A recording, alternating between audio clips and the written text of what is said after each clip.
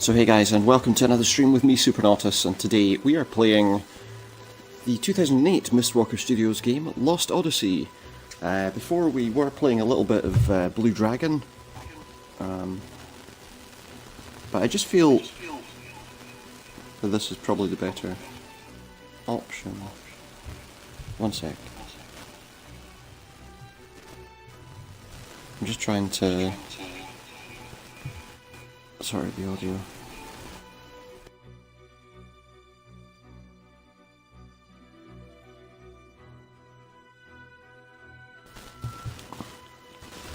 Okay, I can hear there's a little bit of a hiss there in the background. Hoping it's not too bad for you guys.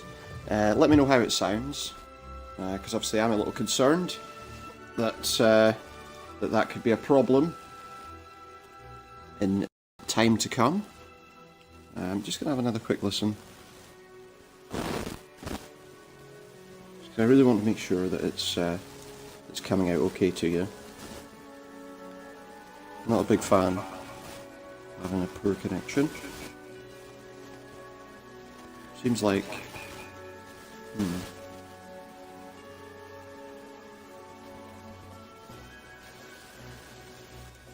Okay, we'll give it a shot. Let me know how the audio comes out to you. But hopefully it won't be too bad, or bad enough to cause any major problems at least. So yeah, here we are, Lost Odyssey. As I say, made by the same company that made Blue Dragon. Arguably the better game. I would say probably definitely the better game if I'm being completely honest. So yeah, let's get on with it, let's get started. Let's see what you think. Earlier than usual. I'll have normal text speed, captions on. I'll keep the voice language in English just because.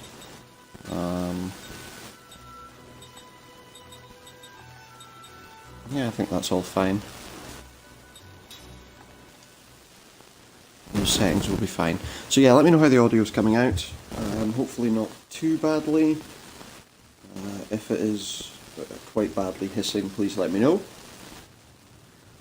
But for now, let's get on with it. The beginning of Lost Odyssey. Dark. Very dark indeed. That's a big battle sequence. That's where we begin.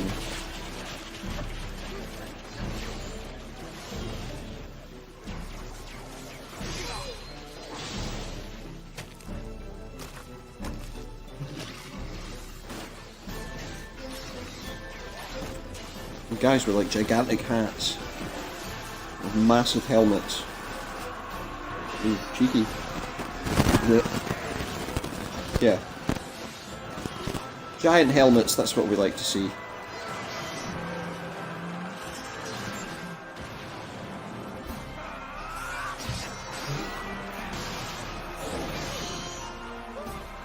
And they just like skewered that guy. With some serious strength. I think it's like, some of the things are a bit odd looking. I mean, look, it's like a giant cylinder with a bit of wood sticking out of it. And it just whips round, annihilating everyone. Would it be funny if these guys took their helmets off and they actually had a giant head?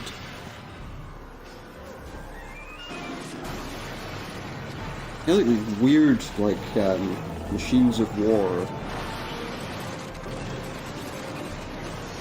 No, not much detail to them.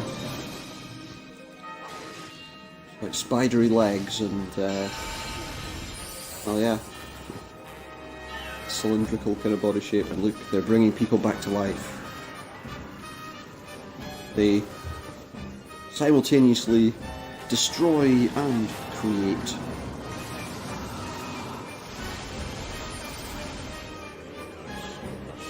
You see the guy standing in the middle just raising his arms. They're like the White Walkers. He's doomed to rise again and again.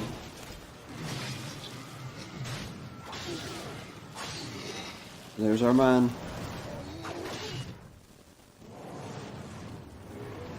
Well, he's obviously missed his vital organs there, hasn't he? He's just put that straight through his, the top part of his helmet.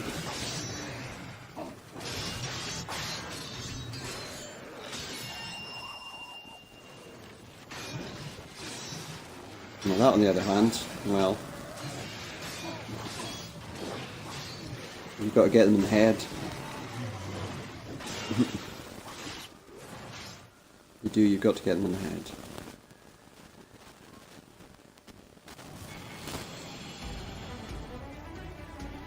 I would say shoot, but he's not actually shooting, so... Okay, so basically we just need to attack, attack, attack. And destroy swathes of soldiers as we go. He's got plenty of health. Plenty of magic points, so we shouldn't be too concerned because pretty much this battle is fairly straightforward.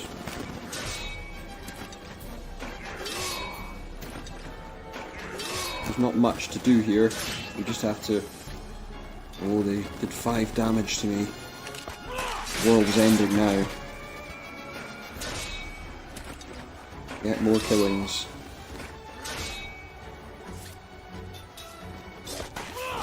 Or is a killing machine, it appears. Oh, here we go. Now we're in trouble.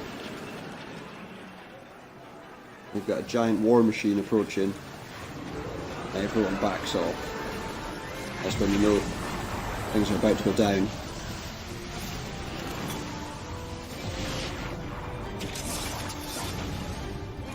But through the fire and the flames we shall go on.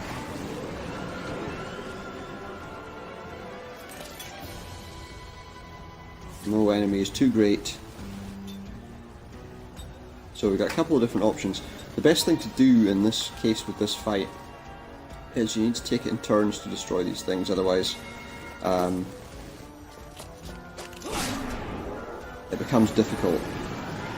Because see, that becomes defense, that becomes better defended when you strike there. So what you want to do is switch to the left hand side.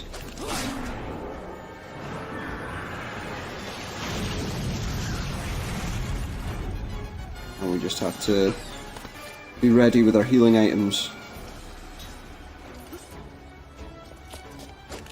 Unfortunately there's a lot of slashing.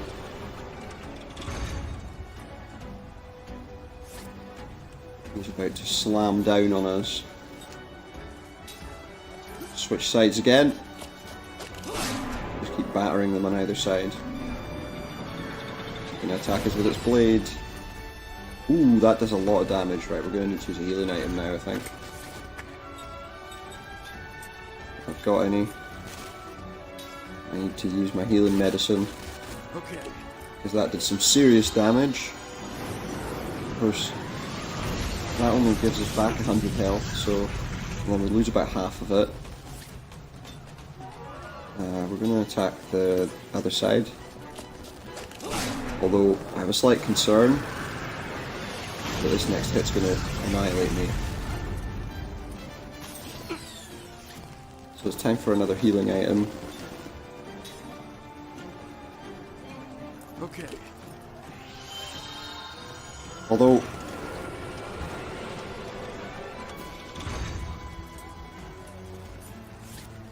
if I remember rightly, this battle isn't particularly extremely difficult.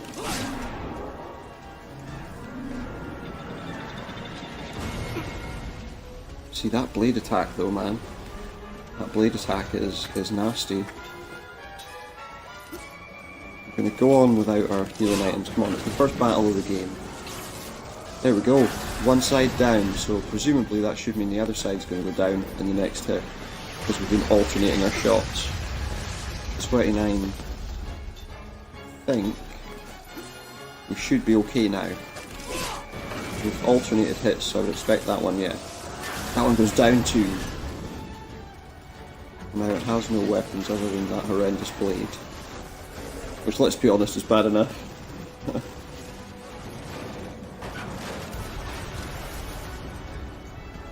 It's done. finished. Well, almost. We have to destroy its magic engine. Run up the blade. Slam our sword down into the heart of the machinery.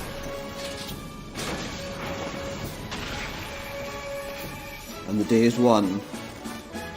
At least for now. At least for now.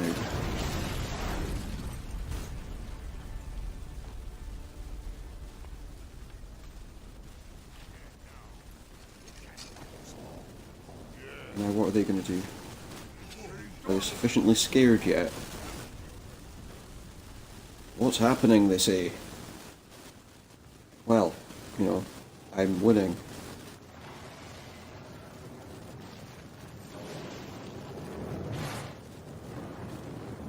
Or something. I mean, you know,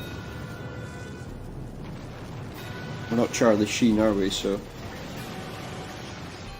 maybe we're about as close to winning as we can be without being Charlie Sheen.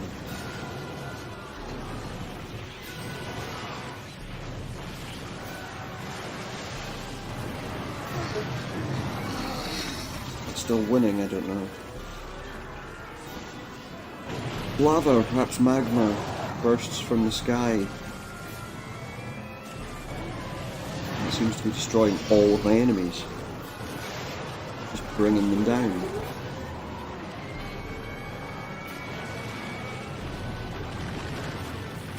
The sky is indeed falling.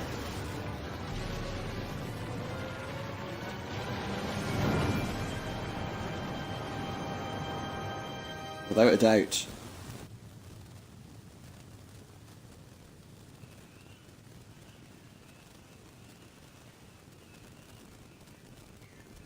And now, all is calm on the battlefield.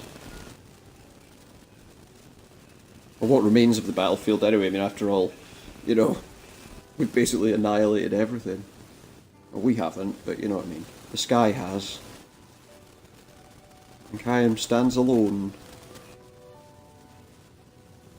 on this scene of utter devastation. I think episode 5 of Game of Thrones.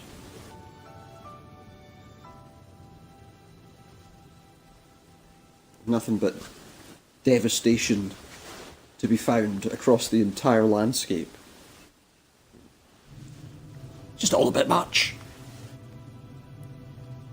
Maybe a little bit overreacting. Let's just save our game. Always save. Every time you see a save point, always save. Everyone should know that, but I just want to clarify it, I guess. One sec. There we go. Yes, we have saved. So let's continue. What are we going to learn? What are we going to find? There's not really much to find, I have to be honest. Pretty much just walk straight up for a little while. Takes a little bit of walking. And these random guys are rising up in front of us. No one gets away. These zombified, well, insane soldiers, are they? Are they insane? I noticed as well our health has regenerated. Just in time to fight some insane soldiers, apparently.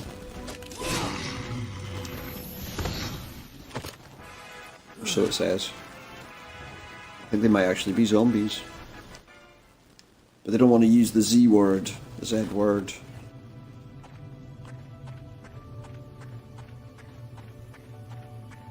It's like in Shaun of the Dead, you know. Don't call them that.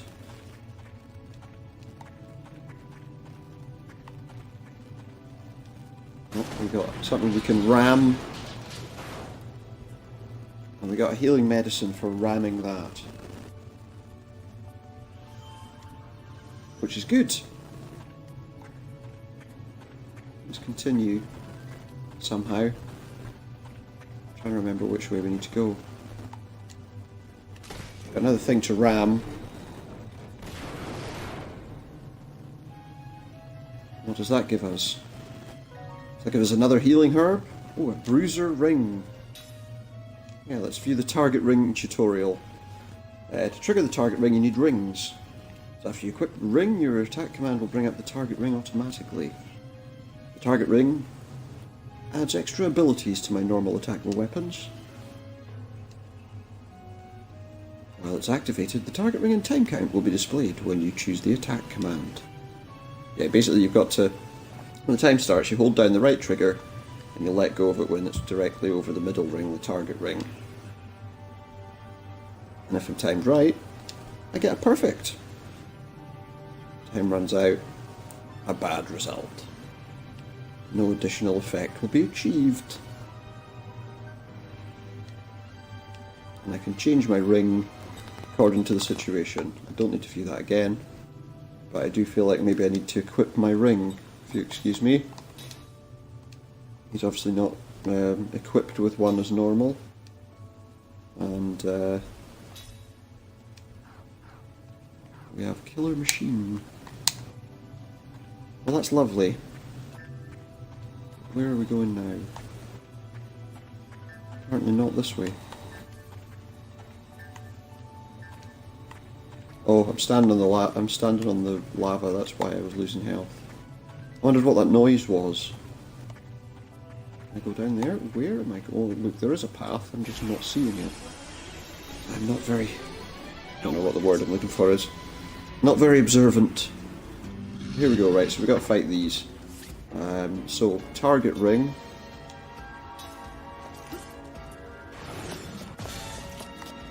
That was good. Not perfect, but good. That was a start. Okay. Oh, I see. That's how it's going to go, is it? Well, that was bad. So no bonus for me. All about timing.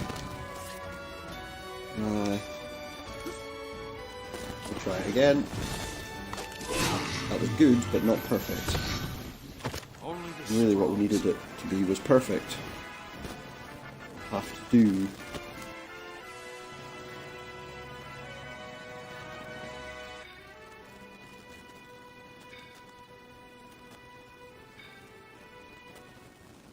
Didn't find any items, but we did find some gold, which is useful. Hurt myself on the old lava again.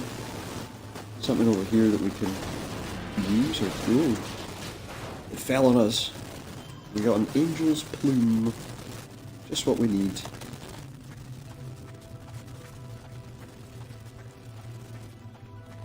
A feather from a mythical creature. Okay, that said ram. I pressed the button. Why is it not working? Do you not want to? Am I not close enough? Okay. See, I'm doing it.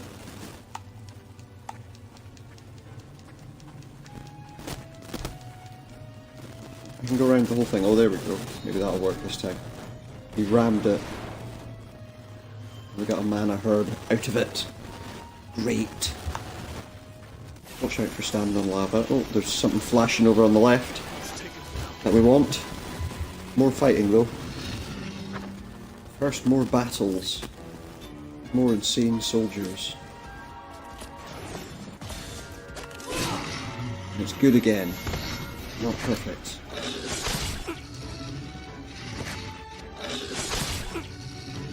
You know, they might kill me eventually. If I keep taking 5 damage at a time, they could kill me.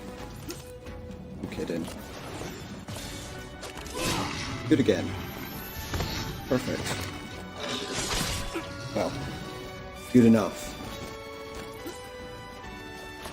And again. Well, that one was perfect, see?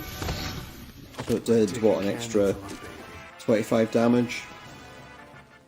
Obviously as we get stronger that will improve, but it's not like a huge damage improvement. Okay, but there is something over there we want. Pick that up. What is it? What did you get? A nameplate. We got a nameplate, guys. What's a nameplate? Well, a nameplate is one of these. It's a valuable. It's from a fallen soldier and becomes something useful later on.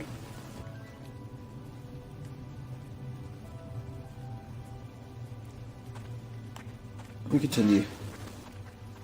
Ever onward. Through this desolate scene.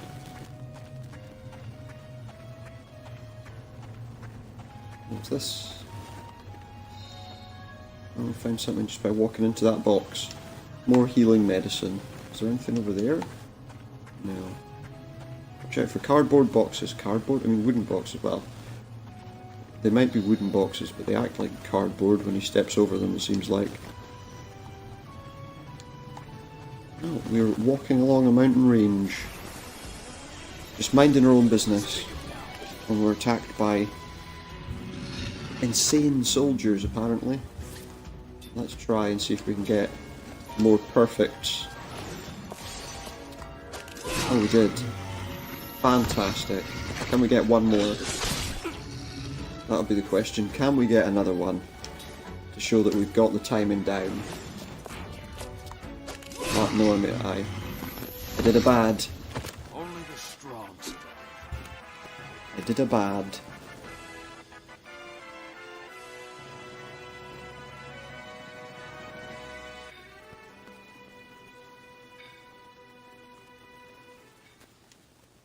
And we continue.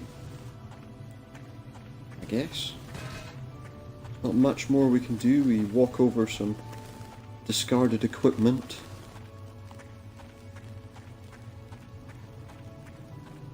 There's really not an awful lot more to say about that, you know?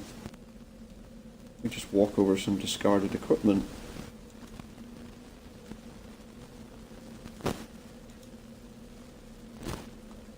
And we find another save point, so that's what we need. Save over what we just did. Some people like to have multiple saves. At this stage I don't think we're going to be too concerned about that. I think we can get through that without too much difficulty. One sec. Oh, just closing the curtain. Yeah, so we can carry on. Yeah, so this was a pretty good game. At the time that it came out, I always remember the storyline's quite, well, it's quite large. I mean, it's a very long and quite interesting storyline, I think. My batteries are low on my controller, so I may disconnect at some point. I need to plug in my other batteries. He's still alive. I am, yeah. Hey, you! I am still alive. Yeah, what about me? What about the others? How did you survive? You alone? Yeah, What's your very name? much so. Your unit. Second Lieutenant Kaim, Commander, 17th Platoon, Armored Magic Troopers. It's American. Armored Magic Troopers. Come with me. This way. Yeah, follow him. One survivor. Yeah. Just one, no more than one. Sole survivor, you could say. Well, you did. One survivor. That was always a thing, thinking about wrestling related things, you know, the Survivor series. The old school Survivor series, when there was a sole survivor. And then they would talk about multiple sole survivors, and it was like, well, but they can't be sole survivors if they're a team. I was just thinking about that, because I was thinking, you know, about last night's, yeah, let's view that. Money in the Bank. God. Let's read this first. So you can assemble the rings you need for the target ring system using ring assembly. Remember that you need components for ring assembly. Just what you need after a curry. Or is that reassembly? I don't know. There are many different kinds of components. These components can be earned in battle or found in treasure chests or at stores. The ring itself can be used as a component too. Very nice. On the ring assembly screen you'll find the ring formula list. If you've the required components you can assemble rings right away. Not in 3 hours, right away, immediately. It's amazing. Discover what's possible on the ring assembly screen when you find new components. You will find new ring formulas as you obtain new components. Of course. You can filter the ring formulas by pressing the X button. Search the formulas as you obtain new components. I will do that. I will not view the tutorial again because I've viewed it already. Yeah, so yeah, if you're interested, that Money in the Bank tournament, yeah, tournament, pay-per-view, show, whatever you want to call it. There was a couple of obvious kind of mess ups and botches and things, you know, like the Samoa Joe Rey Mysterio match, but it was looking moderately okay. A meteor did fall on the battlefield. And then right at the end, they just had to go, hey, here's Brock Lesnar to ruin everything. How did a meteor strike? Well, you see what happened is, a meteor came down from the sky, and it landed right on top of where we were. And that is how a meteor lands. Do we want to board the armoured car? There's not much else to do, so we will. Yeah, so bring Brock Lesnar back to win Money in the Bank. What an absolute joke. Isn't it? You know, isn't that great telling all the guys that are there, you know, hey, you're useless, we need this guy. He's the guy we need. He's hardly ever going to be here, but he's the guy we need. So yeah, here we are. We're in a personnel carrier. And that guy's a big baby. Ow, ow, ow. Pay attention to what you're doing. Well, you know, there's people all around. This is Soldier Locks. And Soldier Keys was there, but he got killed. So he's very sad. Because now he'll never be open again. I don't know. Just being really silly. There we have Soldier Mohan. Or Mohan, maybe? I don't know. He asked if I saw that busted up magic weapon. He couldn't believe that magic energy couldn't protect it. Well, you know, if it was attacked by something else that was magic, then... Gentle Medic. So the other one's not gentle because she was hurting that guy. But the other one, she's a gentle medic. He only saw a flash of light followed by a big bang, and everyone was wiped out. Big bang. You saw the big bang. Tell all these young Earth creationists about it. Please stay still. It'll hurt even more if you move around. She's a business-like medic. Her name is Milia. She's business-like. That's, you know, a bit weird. Here we have someone to talk to who we actually get a scene about. So obviously she's far more important.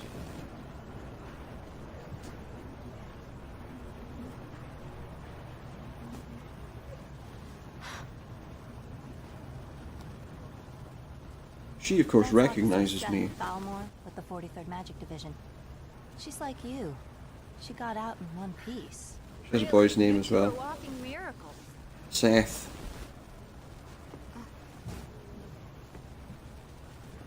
But what's in her name anyway? So essentially, a lot of the thing with this game has a lot to do with the fact that he doesn't have all of his memories intact, and as you progress through the game, you pick up kind of stories. I guess they're like little dream sequences almost. Stories which I suppose are supposed to help rebuild that.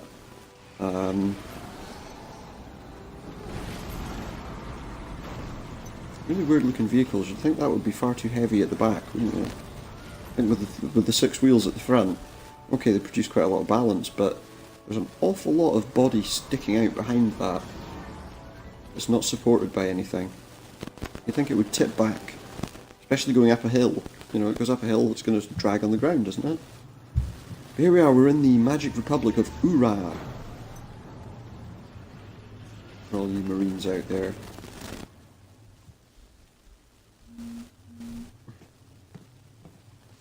Here's where you get off, Lieutenant. Here we go. Giant helmets on the march. The Council wishes to hear from a survivor, sir. So wishes to hear from a survivor. Sorry, not you. He's going to sing Eye of the Tiger. Hey, I'm a survivor too. The Council is only... What did she survive? Sit down and shut up. Well, Nice. weird. This way, Lieutenant. Soldier's lovely, isn't he? You sit down and shut up. Okay, fair enough. Take it easy. It's not very nice, is it? I mean, you could have said just wait your turn, or, you know, hey, we'll get to you soon. No. Sit down and shut up. Follow me. Lovely. Lovely thing to say to her. But yeah, here we are. We are at the Magic Republic of Ura.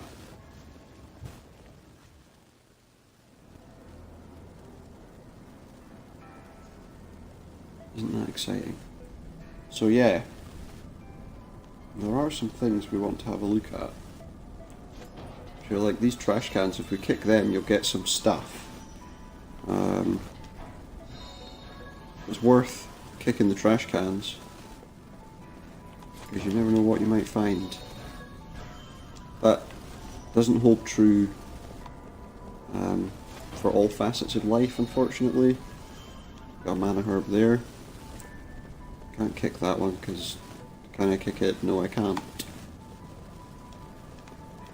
Can we kick that one? Come on, kick bins. Supposed to be kicking bins, man. Come on. That's what everyone wants you to do. You want to be playing an exciting game of bin kicking.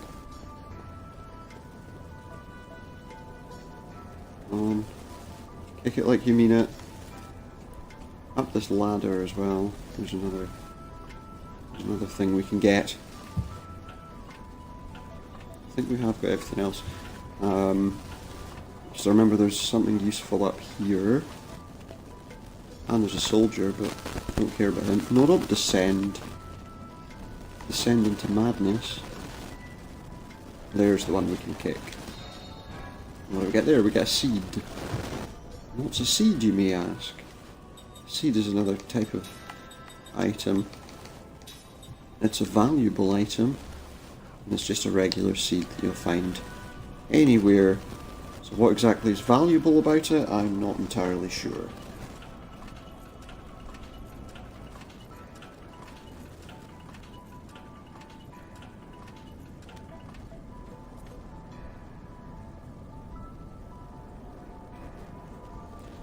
So let's go in the gate. There's nothing much else for us to do here apart from go inside. Visit the interior of the city.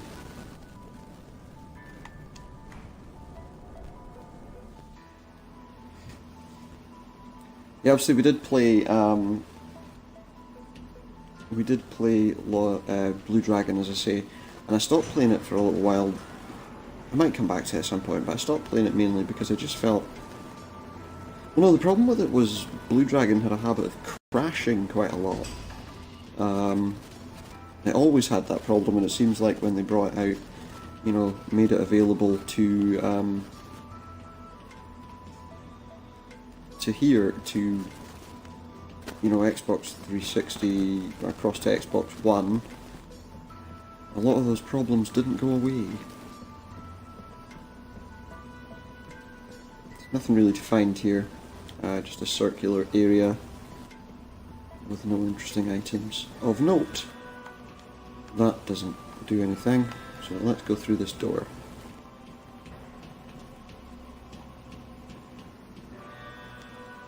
Move it! Stop goofing around. Excuse me? As far as I know, you're not like a commander or something, buddy. Take it easy who you're pushing around, eh?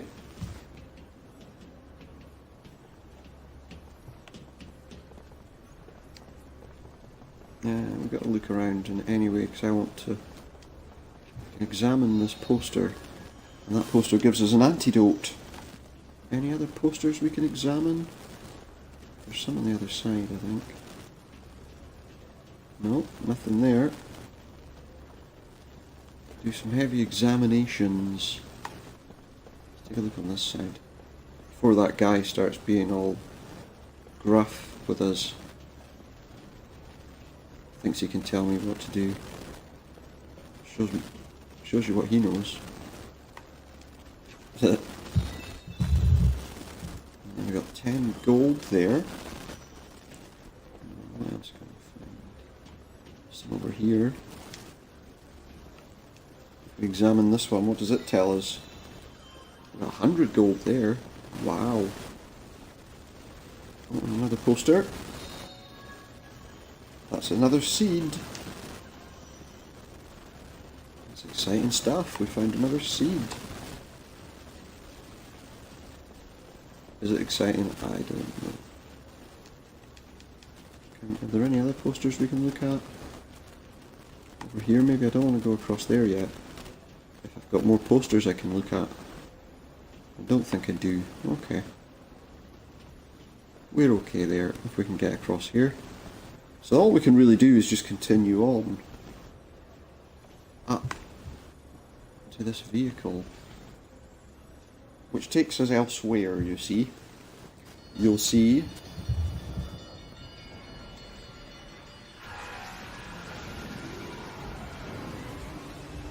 And we'll travel into the city proper.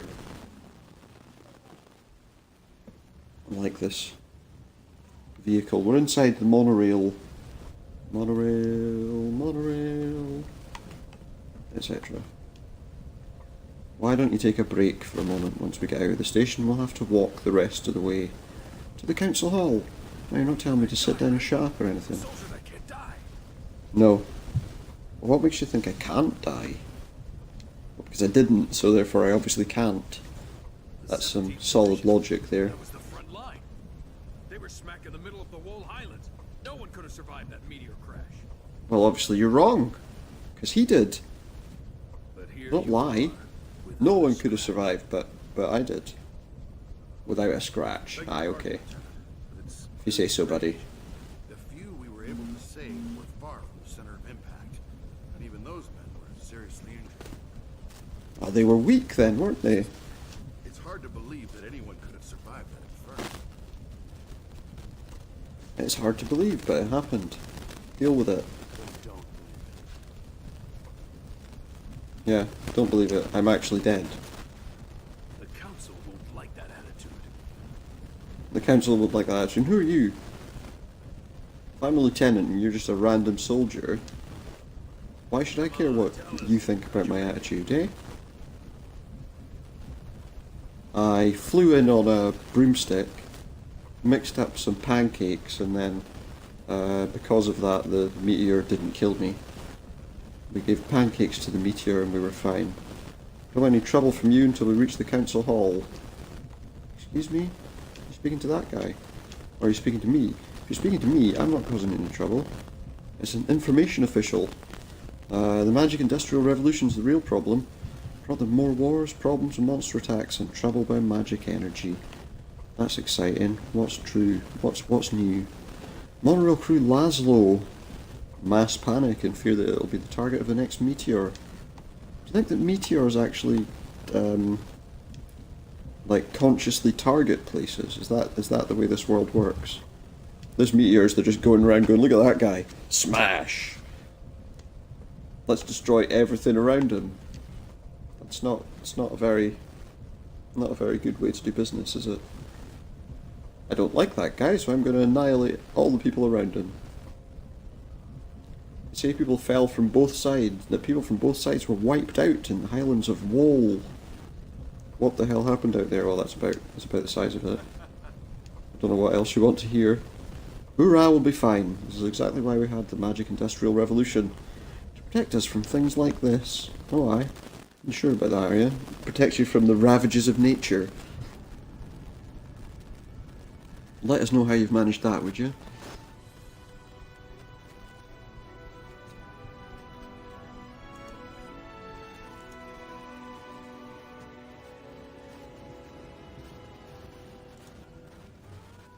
Just, you know, doesn't make sense, does it?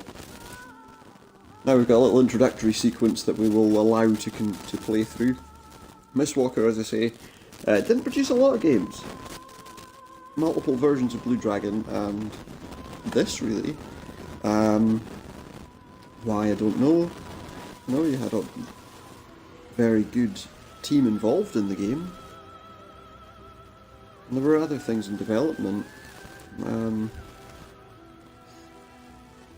Just didn't take off as a team, which is annoying because when you look at the RPGs they produced, they were all fairly solid games. Obviously, Blue Dragon, I suppose, had more of a... I'd say it had more of a childlike appreciation, but then again, a lot of the language used in it could barely be described as appropriate for children. But this obviously has a darker sort of storyline, I guess. You know, a more interesting storyline, maybe. Where Blue Dragon was a very simple kind of revenge story.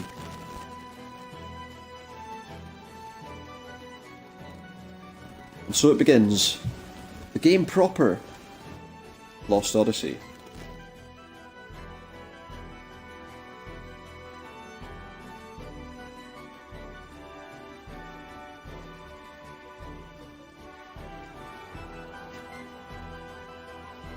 Hello. Looks like you can barely stand.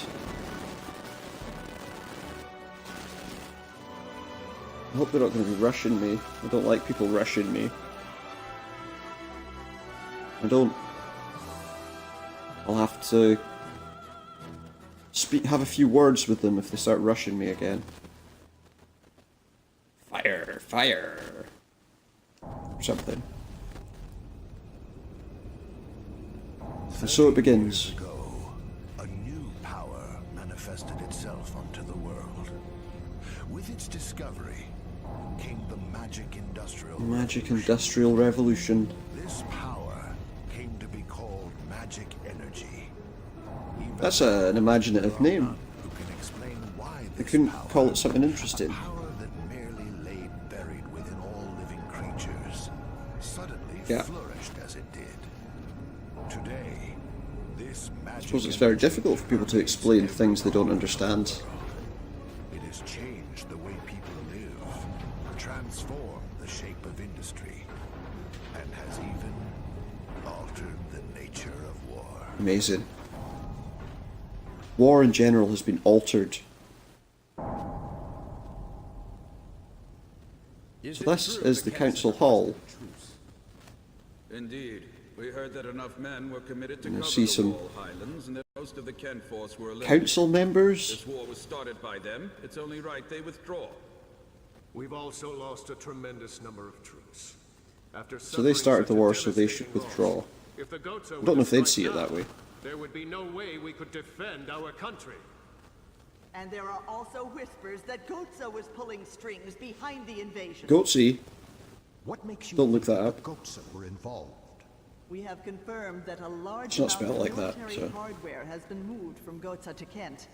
We So don't look assume it up. Goatsa plans to use Kent to keep things stirred up and destabilize Ura.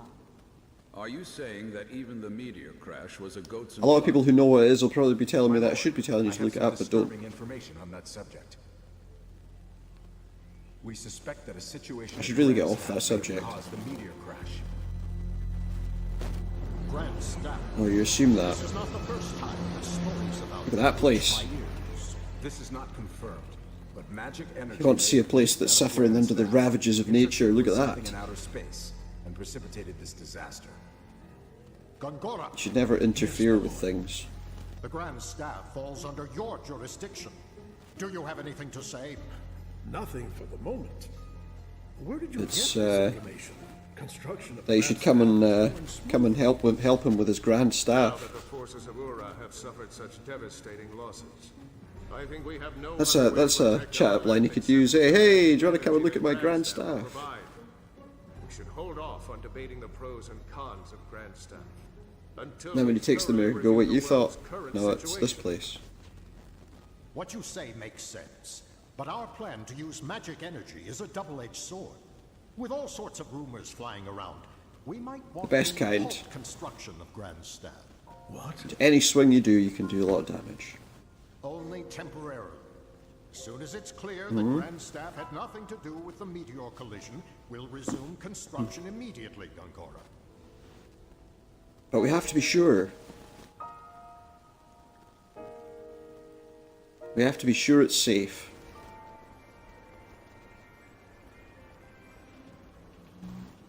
Here we are, we're at the station at the other end. The central station. There's lots of very imaginative names for places.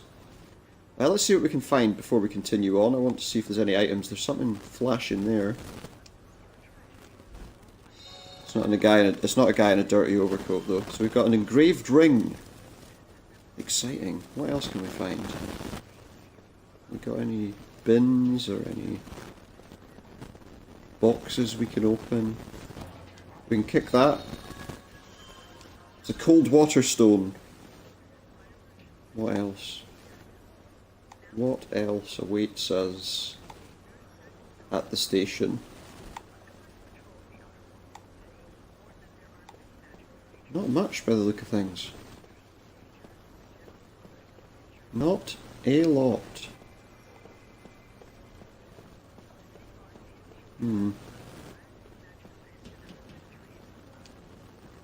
Get on the lift. Not right now.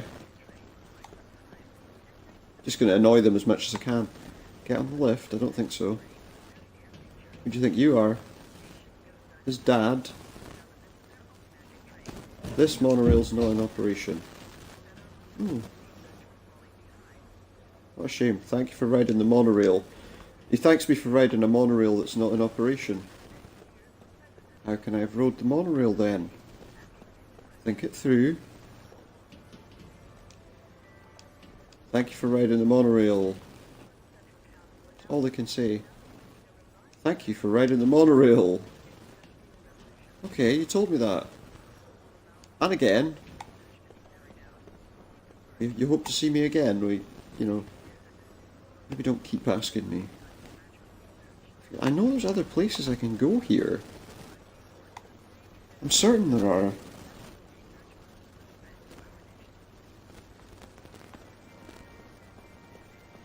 Let me see. Hey, did you hear everyone who went to the Highlands of Woe was annihilated? Well, not everyone. Don't believe everything you hear. If you have a question, go to the station crew. I'm just here on patrol. I'm just minding my own business. Leave me alone. You can see the council hall over there. He says. Thinking I actually care. I know that there's other things we can do. Like that ring we got is something we can actually trade. Is this guy going to say thank you for... Yeah, thanks. So I can't go up there. So okay, so the only place we can actually go is through that gate, it looks like. There's no other items around. Looking to see if there were any posters hanging up or anything like that. Can I go through here? Is it another thing again where I go over there? That monorail's not in operation, and I can't actually go anywhere. Thank you for riding. I hope to see you again. You can see the council hall. Yeah, so we've done everything that can be done here, I believe. So let's get on the lift. Guess we're going down. Down, down, down. Down we go. What will we see? What can we do?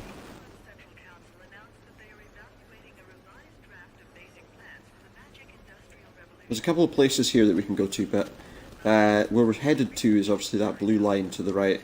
We don't have time to waste, he says. And you know what? We do have time to waste. Because I say we do. Kind of random soldier just thinks he can just boss us around. He has no right. So he can wait his turn. That's what he can do. We found a poster, we got a mana herb. A mana herb. We talk to this guy. Welcome, this is where you go if you need directions or have any questions about how to use the monorail. They also handle PA system announcements. Now, can you ask if the owner of the car with the number plate NE14ABJ could move their car, maybe? I did find a lost item, that ring. We got a cure-all for our trouble. Sometimes it's worth helping people.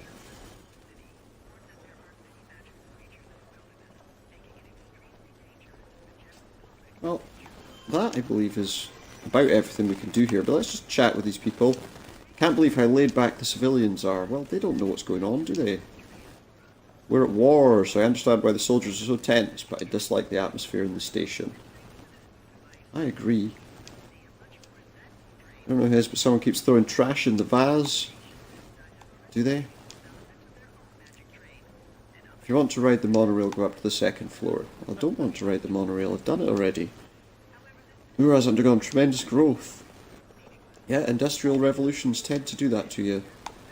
A dog with huge floppy ears. Can I talk to the guy? Of course, the people are benefiting from the Industrial Revolution, although there are still some who fear this power that they don't understand. Well, that's always going to be the case. A meteor fell. How insane. Is it insane? Meteors fall all the time. Hey guys, are we in a hurry? No more wasted time, he says. I'll do what I want. I will do what I want. And there's nothing you can do to stop me. They could probably drag me away if they really wanted to. But they're not. So let's take a look around the area. I like to look around areas before continuing on. It's been so long since I played this game as well. I just want to have a look around. If they don't mind. What's this guy all about? All the soldiers have been acting hostile. They could at least loosen up while they're shopping. Yeah, I'm sure that's the first thing on their mind. Hey guys, we should go shopping, loosen up. Everyone's in danger, loosen up. This is the boarding area for magic taxis. It's out of service. Not much call for magic taxis at the moment, apparently. There's not really anything around here, is there? Just some lights. Some more lights. Some more lights. It's just lights. Not really much else to see there. Really.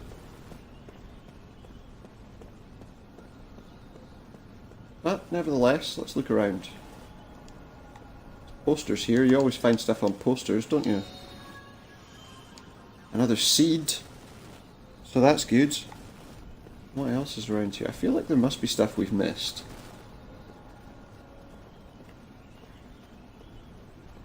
But what do we do? Look around at all the scenery. Oh, these things.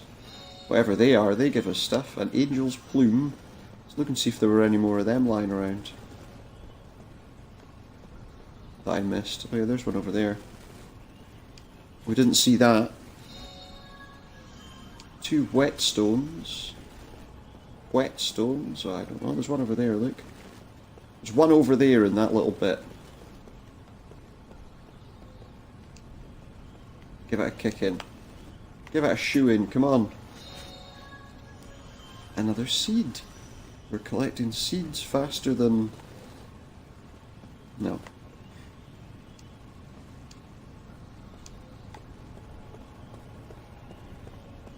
Sometimes you have to think better of what you're saying. It's rare. But sometimes you have to think better. I think we've found everything that we need here, really. We've seen all the people. What are these two chatting about? He had to walk everywhere when he was young, when he was a lad. It's a when I were a lad moment. It's hard for regular folks to take the monorail nowadays. Most of them take the magic taxis. What's so magical about them? They're just taxis. This war has cut drastically into our clientele. Hopefully we'll have our city back before long. Still here. The war will end after such a horrible tragedy. Council has convened for emergency talks. Oh yeah, I'm sure they'll look forward to ending the war. Hey there, what do you think? Isn't she a beauty? A real car running on a magic engine. It's a box with some wheels. I suppose that's basically what a car is, but it's not exciting looking. It needs to like improve it a bit, you know? make it look a bit better. What else can we find here? Lots of things to look around at. Just at the station, but the monorail and taxis are stopped. How am I supposed to get to the Great Gate? You're not. Clearly you're not supposed to get there. So stop complaining. Get on with your day. Yeah, look, let's talk to these guys again. Let's go! Get on Main Street. The council hall's getting close. Okay. I'll move to Main Street. And then I'll take my time walking around there.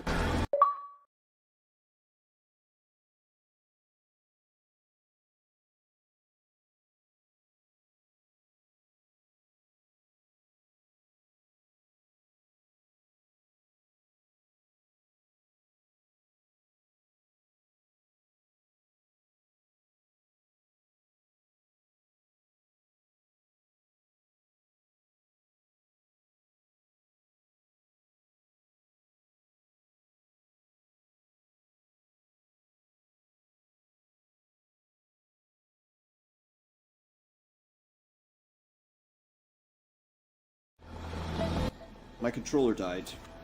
Apparently I have no control right now. No control. It just took me straight there, what? Well done. I want to look around.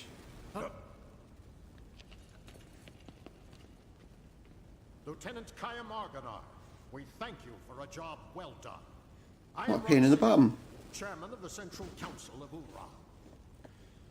Okay. Well, Lieutenant, it seems people are calling you the Immortal. Yeah, they seem to be We've heard jumping there to were conclusions. almost no survivors from Ura or Kent after the meteor crashed on the Highlands, and yet you appear to be unharmed. Even People seem to have drawn their own conclusions without any point of reference. Tell me, how did you survive? How should I know? I don't know. By not dying. My lord, please allow me to explain. Well, you can explain why I survived, can you? Fine. Speak. Please do. Thank you, my lord. Actually, this man is immortal thanks to my magic energy. Oh, is that He is why? under a spell of immortality that I conjured. Great. I wish to know more. This immortality spell, how does it work? He's just grandstanding, really. I don't know. Yeah, he doesn't. Are you saying that you don't know about the spell cast on you? Well, he doesn't have any memory. Doesn't have any memory of it. I recalled nothing.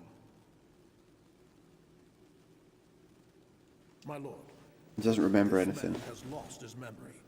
However, he is skilled in magic energy, so I have been studying his abilities. Yeah. Then what can you tell us? He's making me some kind of guinea pig. With all What can you respect, tell us? my lord, the spell is a curse. Hmm. It is said that merely hearing it brings death near. For the safety of everyone, it is better that the spell... Or in other words, you're talking out your rear end. Oh, I can't tell you what the spell is. It's a spell that I've done. I can't tell you what it is. I shall take your word that we should not know the spell. Death is determined by fate, and one cannot fight it. I mean, he says he's immortal, but presumably there are some things that can destroy him entirely. Lieutenant, since it seems that you cannot be killed, the Council would like to bestow a special mission on you. Oh, please do.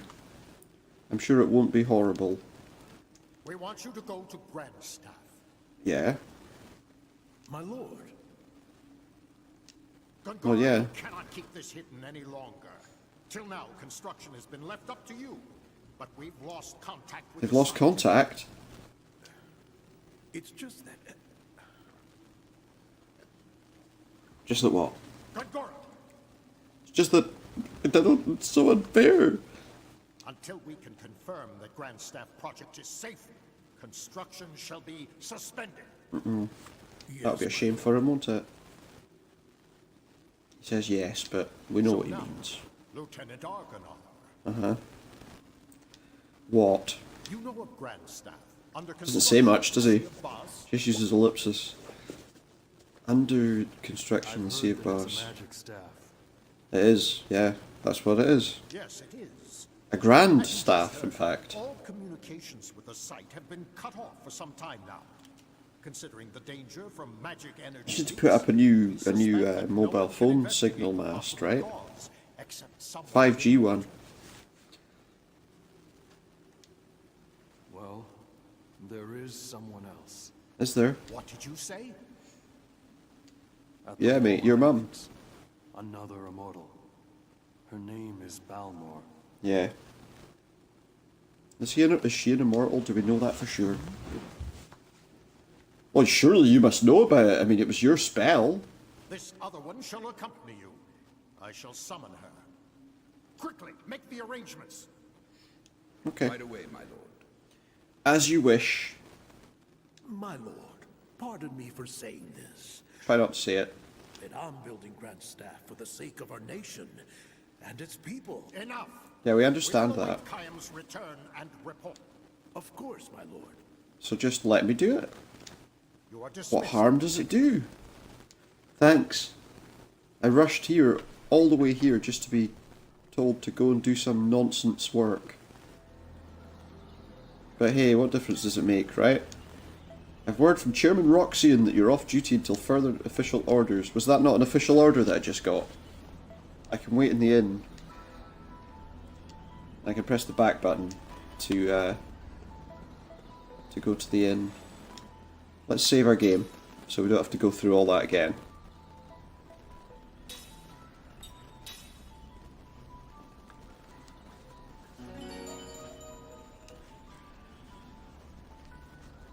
I won't turn off my console, don't worry. I'm aware of the potential risks of doing that. Okay, so let's see what's around here before we start looking, you know, for somewhere to rest our weary head.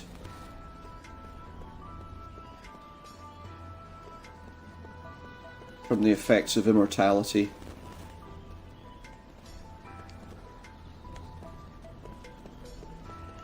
And let's see what we can discover. A wind seal leaf. Amazing. Sounds exciting. What does it do? I hear you ask. I don't know. I guess we'll find out. But first, let's see what's around us. What's that place?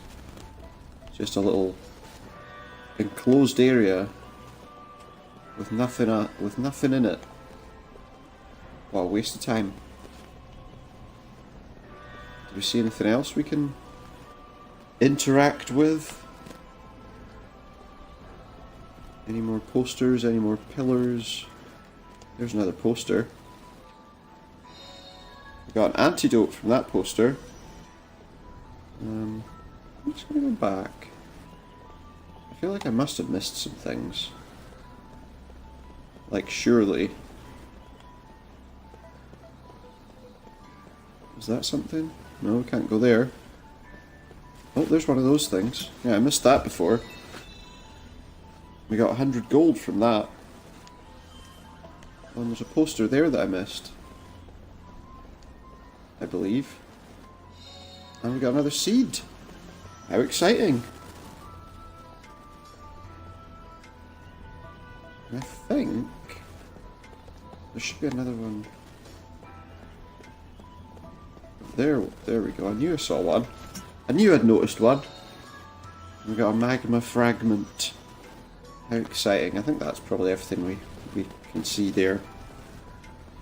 What else did we have? So we checked that poster on the wall just there. There's more posters up here. 10 gold. How exciting. Where exactly do we need to go?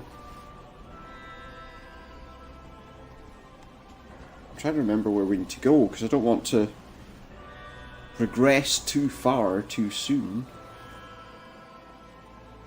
So how do I find the inn? It's mainly that I don't want to go into the wrong place, you know?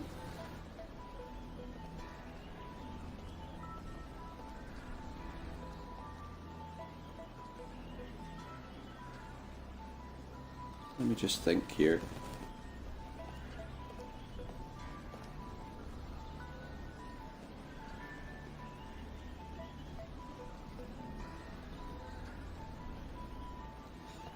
Oh yeah, that's right.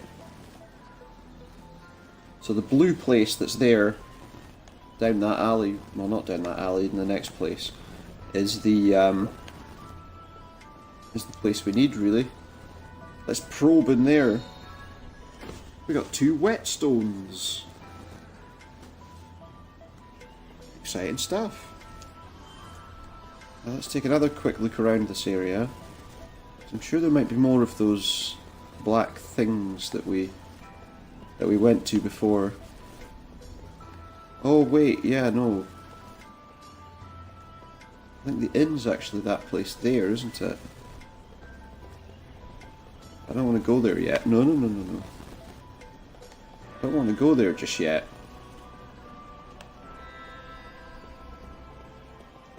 I want to have a look around the main street a little longer. There's like a cat of some kind up there. Oh, there's another thing. That's a mana herb. Anything else worth looking at here before I rest my head from the troubles of the day? Oh look. Another seed. Let's go inside the inn. I believe it's actually here, the inn. Soon find out.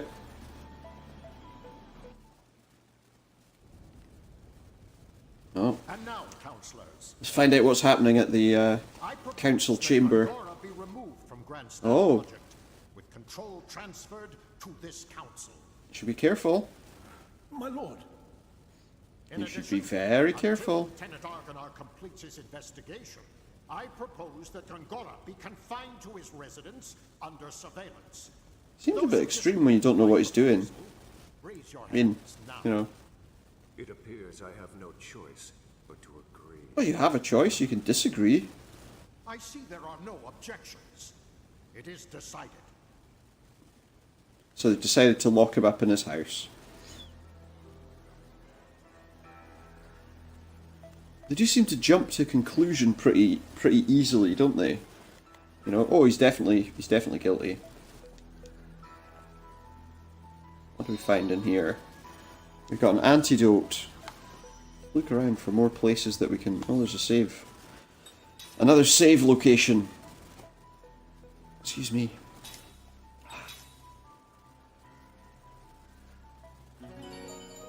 And we've saved our game. Again. Do not turn off my console. You know, I've dealt with many years of disc-based consoles. I understand not to turn off my console. What's this way? We're not going to go outside or anything, but... Who's this guy? What are you doing at the back door? You don't belong. Get out. I don't belong here.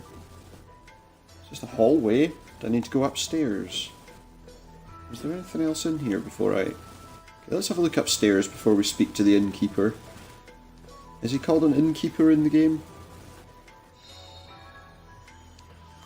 We got a seed. Good stuff. Can we go in these rooms? Oh, we can. Let's read a book. Ura street map. Just tells me where places are. The Great Gate serves as an entrance to the city of Ura, as well as providing protection from enemies. The monorail station's now become an essential part of Ura's transportation. The monorail station. Okay. And it's one of the blessings from the magical industrial revolution. Downtown Ura. The beautiful sights of Main Street are a most memorable part of Ura. The charmingly authentic Flagstone Boulevard melds seamlessly with the wonders of modern magic engine technology to create a wonderful blend of old and new Ura in one unique view. If you say so. The palace, even under Ura's modern republican government. Is that right? The palace's majestic exterior continues to loom over Ura. Rebuilt as part of the magic industrial revolution, this symbolic structure continues to serve as one of the city's most recognisable buildings. And transportation? The monorail's inexpensive and runs frequently, so it's your best choice. Those who prefer a more personal touch, magic taxis offer a higher level of privacy. Some merchants even conduct important meetings inside. That's... why? And what have we got here? An angel's plume. Okay. Let's check this room out.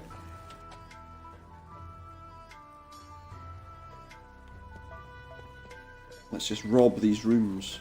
Another book. What's this one? Guest book. To our dear guests, do you have any questions, comments or suggestions? Write them down here. We came here for our honeymoon. We'll never forget this experience of a lifetime. We'll treasure it forever. Thank you. It rained the whole time. How could I have any fun? It's like bad weather just follows me around. Soldiers were loud. Everything was expensive. I just wanted to go home. At least the girl was really cute. And her food was good. Wire. This was my first time in the city. It's been an interesting and meaningful trip. I'd like to visit again, he says, excitedly. I came here to send my son off to the army. He's such a kind-hearted boy. I'm worried he won't fit in with those military types. I just pray he'll be back safe. Sorry about it. I rode on the monorail. I saw the castle. I played with the dog. I'm going to go to my grandma's house tomorrow. I can't wait.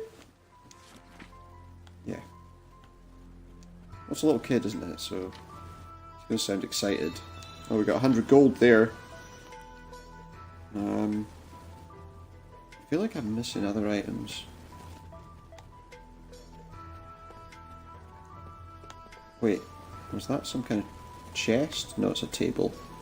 It's a table. Let's take a look and see if there's anything else in here. Oh yeah, there's a chest that I completely missed. And it has a holy night charm in it. Let's have a look at some of these items we've been picking up. Just see what we got. So the angel's plume is a phoenix down. And an antidote is self-explanatory. A cure-all recovers from any status ailment. Just what we need. No weapons. We have no weapons. Our rings are killer machine. And that's it. Doesn't tell me what else I can do. We can have enhancements. Machine killer, magic killer, and spirit killer. Amazing. A holy night charm is an accessory that we can't equip. Got some components, plenty of whetstones to sharpen our weapons, and we got 7 seeds. That's exciting. So we got some equipment there that we can equip. The Holy Night Charm, let's equip that. Makes sense. Right, I think we've found everything to find in here, so let's go and speak to the innkeeper so we can get some rest. Actually, do any of these other rooms have anything interesting in them? Maybe more bookshelves. Oh, there's a guy. Hello. Have you been in Ura for a long time? This is my first time. I'm looking for a job to make something of my life. You'll never amount to anything, son. That's not very nice, is it?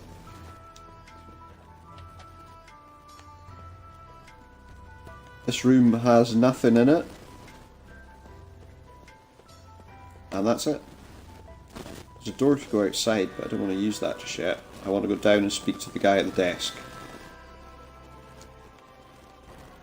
Welcome. The council has told me about you, have they? What have they said?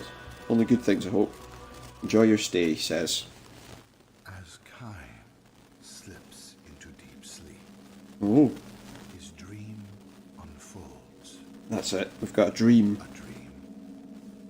Or his past. Well, that's the question, isn't it? At this moment, Who really knows? there is no way. So yeah, these are dream sequences that kind of help to shape the story, if you like.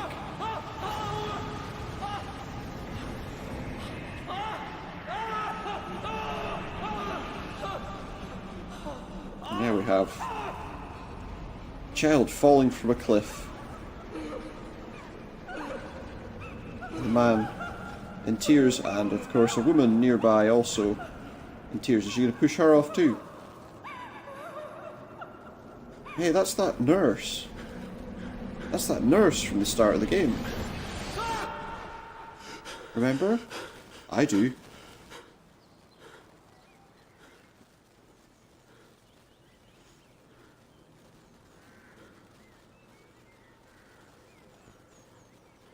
Yeah, there's kind of a thing that's like 1,000 years of dreams. Yeah.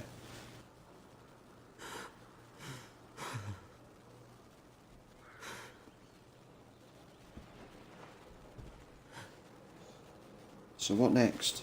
Well...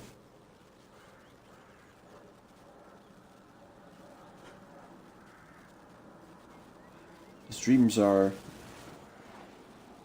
varied. Would be probably a fair thing to say. So let's get out of here. We've made use of what we needed. I recall a memory that was locked deep within my heart. What was that thing? A dream has been revealed. Let's dream it then. Let's go through any dreams that we can find.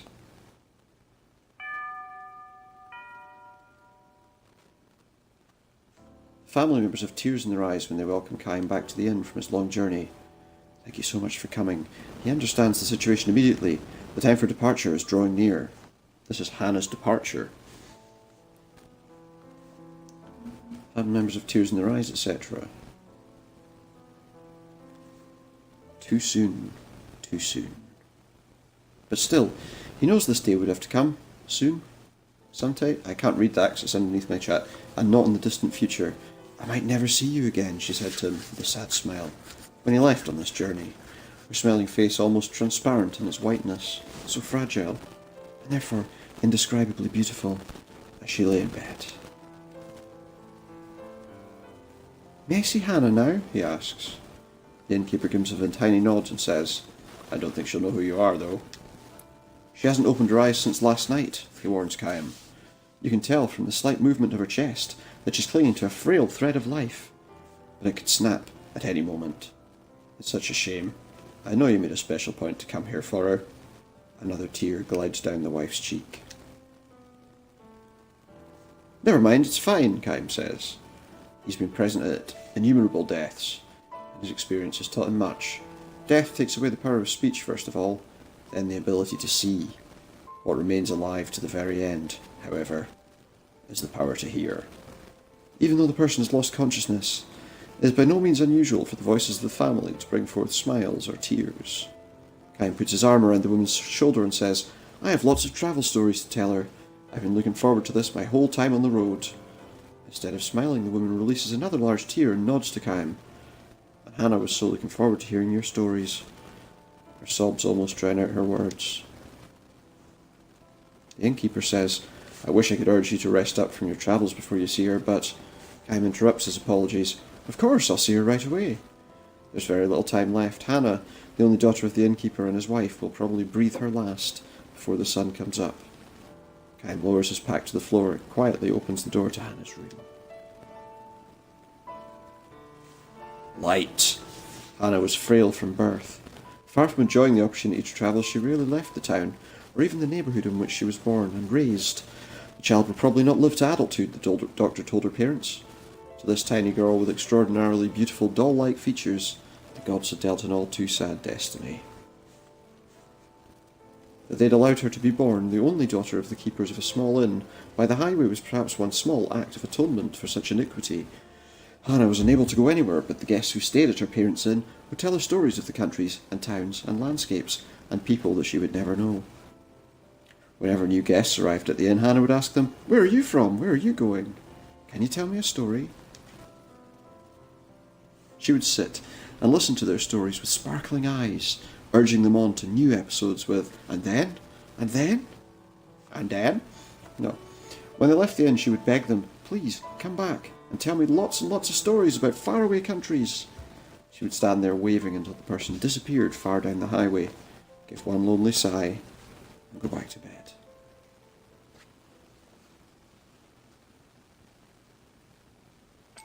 Hannah is sound asleep. No one else is in the room. Perhaps an indication that she's long since passed the stage when the doctors can do anything for her. Kaim sits down in the chair next to the bed and says with a smile, Hello, Hannah, I'm back. She does not respond. Her little chest, still without the swelling of a grown woman, rises and falls almost imperceptibly. I went far across the ocean this time, he tells her. The ocean on the side where the sun comes up. I took a boat from the harbour way, way, way far beyond the mountains you can see from this window. And I was on the sea from the time the moon was perfectly round, till it got smaller and smaller, and then bigger and bigger, till it was full again. There was nothing but ocean as far as the eye could see. Just the sea and the sky. Can you imagine it, Hannah? You've never seen the ocean, but I'm sure people have told you about it. It's like a huge, big, endless puddle. Kaim chuckles to himself, and it seems to him that Hannah's pale white cheek moves slightly. She can hear him, even if she cannot speak or see. Her ears are still alive. Believing and hoping this to be true, Kaim continues with the story of his travels. Speaks no words of parting. As always with Hannah, Kaim smiles with a special gentleness he has never shown to anyone else, and he goes on to telling his tales with a bright voice, sometimes even accompanying his story with exaggerated gestures. Tells her about the blue ocean, about the blue sky. He says nothing about the violent sea battle that stained the ocean red. He never tells her about those things. Hannah was still a tiny girl when Kaim first visited the inn. When she asked him, "Where are you from? And will you tell me some stories?" With her childish pronunciation and innocent smile, Kaim felt a soft glow in his chest. At the time he was returning from a battle. More precisely, he'd ended one battle and was on his way to the next. His life consisted of travelling from one battlefield to another, and nothing about that has changed to this day. He's taken the lives of countless enemy troops and witnessed the deaths of countless comrades on the battlefield. Moreover, the only thing separating enemies from comrades is the slightest stroke of fortune. Had the gears of destiny turned in a slightly different way, his enemies would have been comrades, and his comrades' enemies. The way of the mercenary. Life of the mercenary, yeah. He was spiritually worn down back then, and feeling unbearably lonely as a possessor of eternal life. Kaim had no fear of death, which was precisely why each of the soldiers' faces distorted in fear, and why each face of a man who died in agony was burned permanently into his brain. Ordinarily, he would spend nights on the road drinking, immersing himself in an alcoholic stupor, or pretending to. He was trying to make himself forget the unforgettable. When, however, he saw Hannah's smile as she begged him for stories about his journey, he felt a far warmer and deeper comfort than he could ever obtain from liquor. It's underneath my chat window. He told her many things. About a beautiful flower he discovered on the battlefield, about bewitching beauty of the mist filling the forest the night before the final battle, about the marvellous taste of the spring water in a ravine where he and his men had fled after losing a battle, about a vast, bottomless blue sky he saw after a battle. He never told her anything sad. He kept his mouth shut about the human ugliness and stupidity he witnessed endlessly on the battlefield. He concealed his position as a mercenary from her, kept silent regarding his reasons for travelling constantly, and spoke only of things that were beautiful and sweet and lovely. He sees now that he told Hannah only beautiful stories of the road like this, not so much out of concern for her purity, but for his own sake. Staying in the inn where Hannah waited to see him turned out to be one of Kaim's small pleasures in life. Telling her about the memories he brought back from his journeys, he felt some degree of salvation, however slight. 5 years, 10 years, his friendship with the girl continued. Little by little she neared adulthood, which meant that, as the doctors had predicted, each day brought her that much closer to death. Same for all of us, isn't it? And now, Kaim ends the last travel story he will share with her. He can never see her again, can never tell her stories again. Before dawn, when the darkness of night is at its deepest, long pauses enter into Hannah's breathing. The frail thread of her life is about to snap as Kaim and her parents watch over her. The tiny light that is lodged in Kaim's breast will be extinguished. His lonely travels will begin again tomorrow. His long, long travels without end. You'll be leaving on travels of your own soon, Hannah, Kaim tells her gently. You'll be leaving for a world that no one knows. A world that has never entered into any of the stories you've heard so far. Finally, you'll be able to leave your bed and walk anywhere you want to go. You'll be free. He wants her to know that death is not sorrow but a joy, mixed with tears. It's your turn now. Be sure and tell everyone about the memories of your journey. Her parents will make that same journey someday, and someday Hannah will be able to meet all the guests she has known at the inn, far beyond the sky. I, however, can never go there. I can never escape this world. I can never see you again. This is not goodbye, it's just the start of your journey. He speaks his final words to her. We'll meet again. His final lie to her.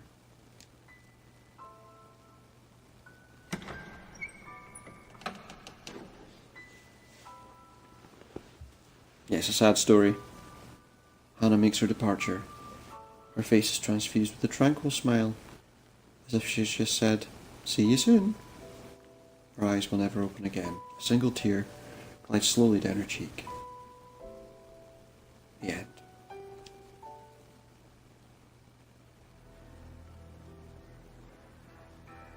So there's a tutorial for the 1,000 Years of Dreams. Basically, my mind's filled with lost pieces of past memories.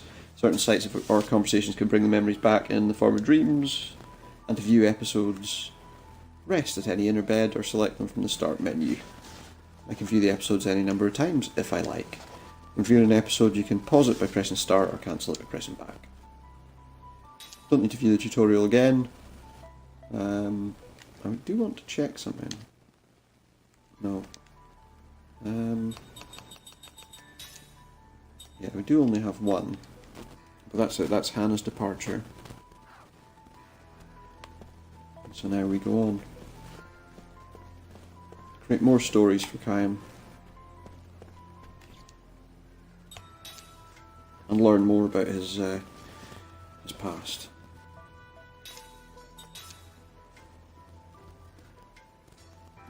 And his future. Of course. So, let's go out of here. We've done what we needed to do in the inn. Oh. Did you sleep well? No messages for you yet, I'm afraid. I'll hold any messages that come, so don't hesitate to take a stroll outside. Feel free to use any of the items. They're compliments of the house, so I can go in other people's rooms and steal their stuff. It's all compliments of the house. That's great. That is what I needed to know. Okay, so we need to head towards... I think it's this way? Yeah, that's the place, I think. Oh, we got this guy. This annoying guy.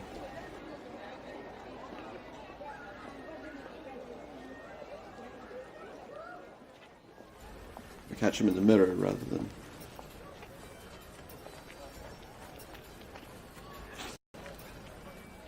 anywhere else. He's following us. Wait, let go! My throat! Damn! You're lucky, that's all he's doing. Why are you following me? You're Kaim Argonar! Yep. I mean, Lord Gungor asked me to do it! He asked you to follow. It's the truth! I'm supposed to tell you to go to his manor. He has something important to tell you! Does he? Well, I'll make sure to do that. You are. Jansen, messenger for Lord Gungor. Good old Jansen. At your service. He's not annoying at all. Obviously not, no. He's perfectly fine. Man, what an attitude. Jeez whiz. Cheese whiz.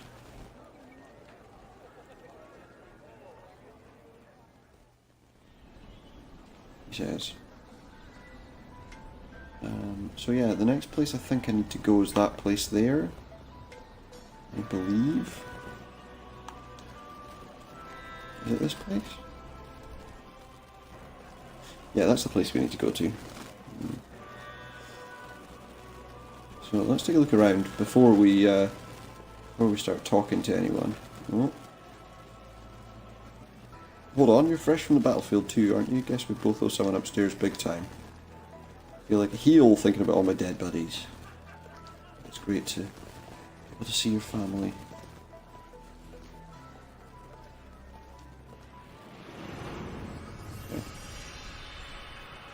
I recalled a memory that was locked deep within my heart. So another dream is available to us now. We won't look at that quite yet. Best to look at that when you're resting. What I'm doing here really is I want to look around and find any random things that are lying around. What do we find there? 100 gold. Useful. Well, I mean, that is useful at least. Any more of those pots around? What's upstairs? In fact, we can find a couple of dream sequences here. Aqua bomb. What else? And a seed. Ooh.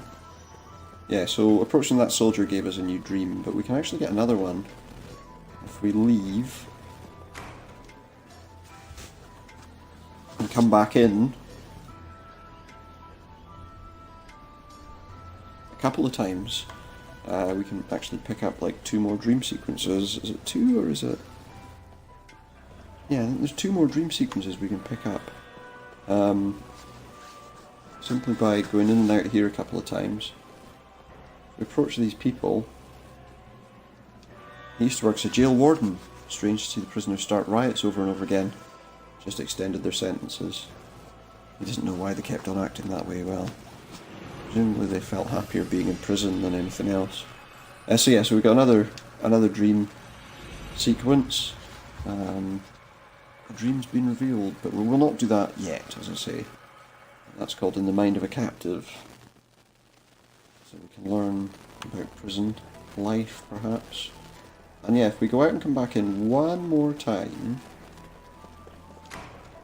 there's another dream sequence that we can pick up. Which is, again, if we go back in, but this time walk to the bar. Again, much like when we were there with the soldier. Just walk up to these people. Pickled Varan. It's a stupid damn magic engines think they can just up and take my damn job away from me. Come on, Dad, I gotta get you home already. Got another memory. So yeah, there's 3 dreams for us to have a look at. And that one's called A Mother Comes Home. I believe we do need to be in the... There we go, so we've got a few dreams there. Let's see, can I look at that? No, we need to sleep to look at those dreams. So, let's also take a look outside. Picked up a few bits and pieces. There's one other location on the main street that you can go to, which is the store, just here.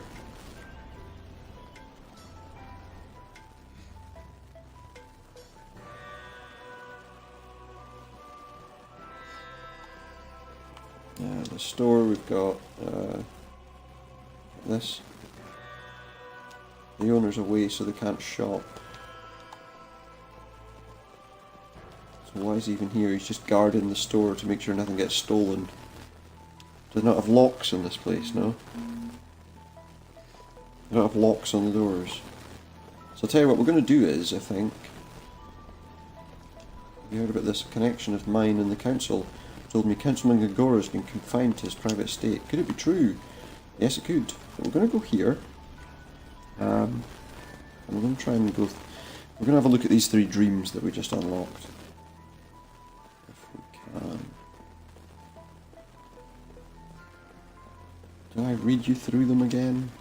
Yeah, why not? Although... No.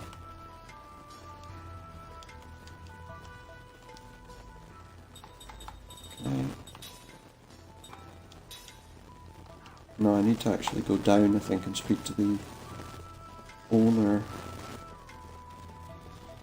which will then allow me to rest, if I can. Yeah. Costs 50 gold, but we'll do it. The reason mainly being because I want to look at these dreams. So let's look at a Hero's Return. Find out what we can.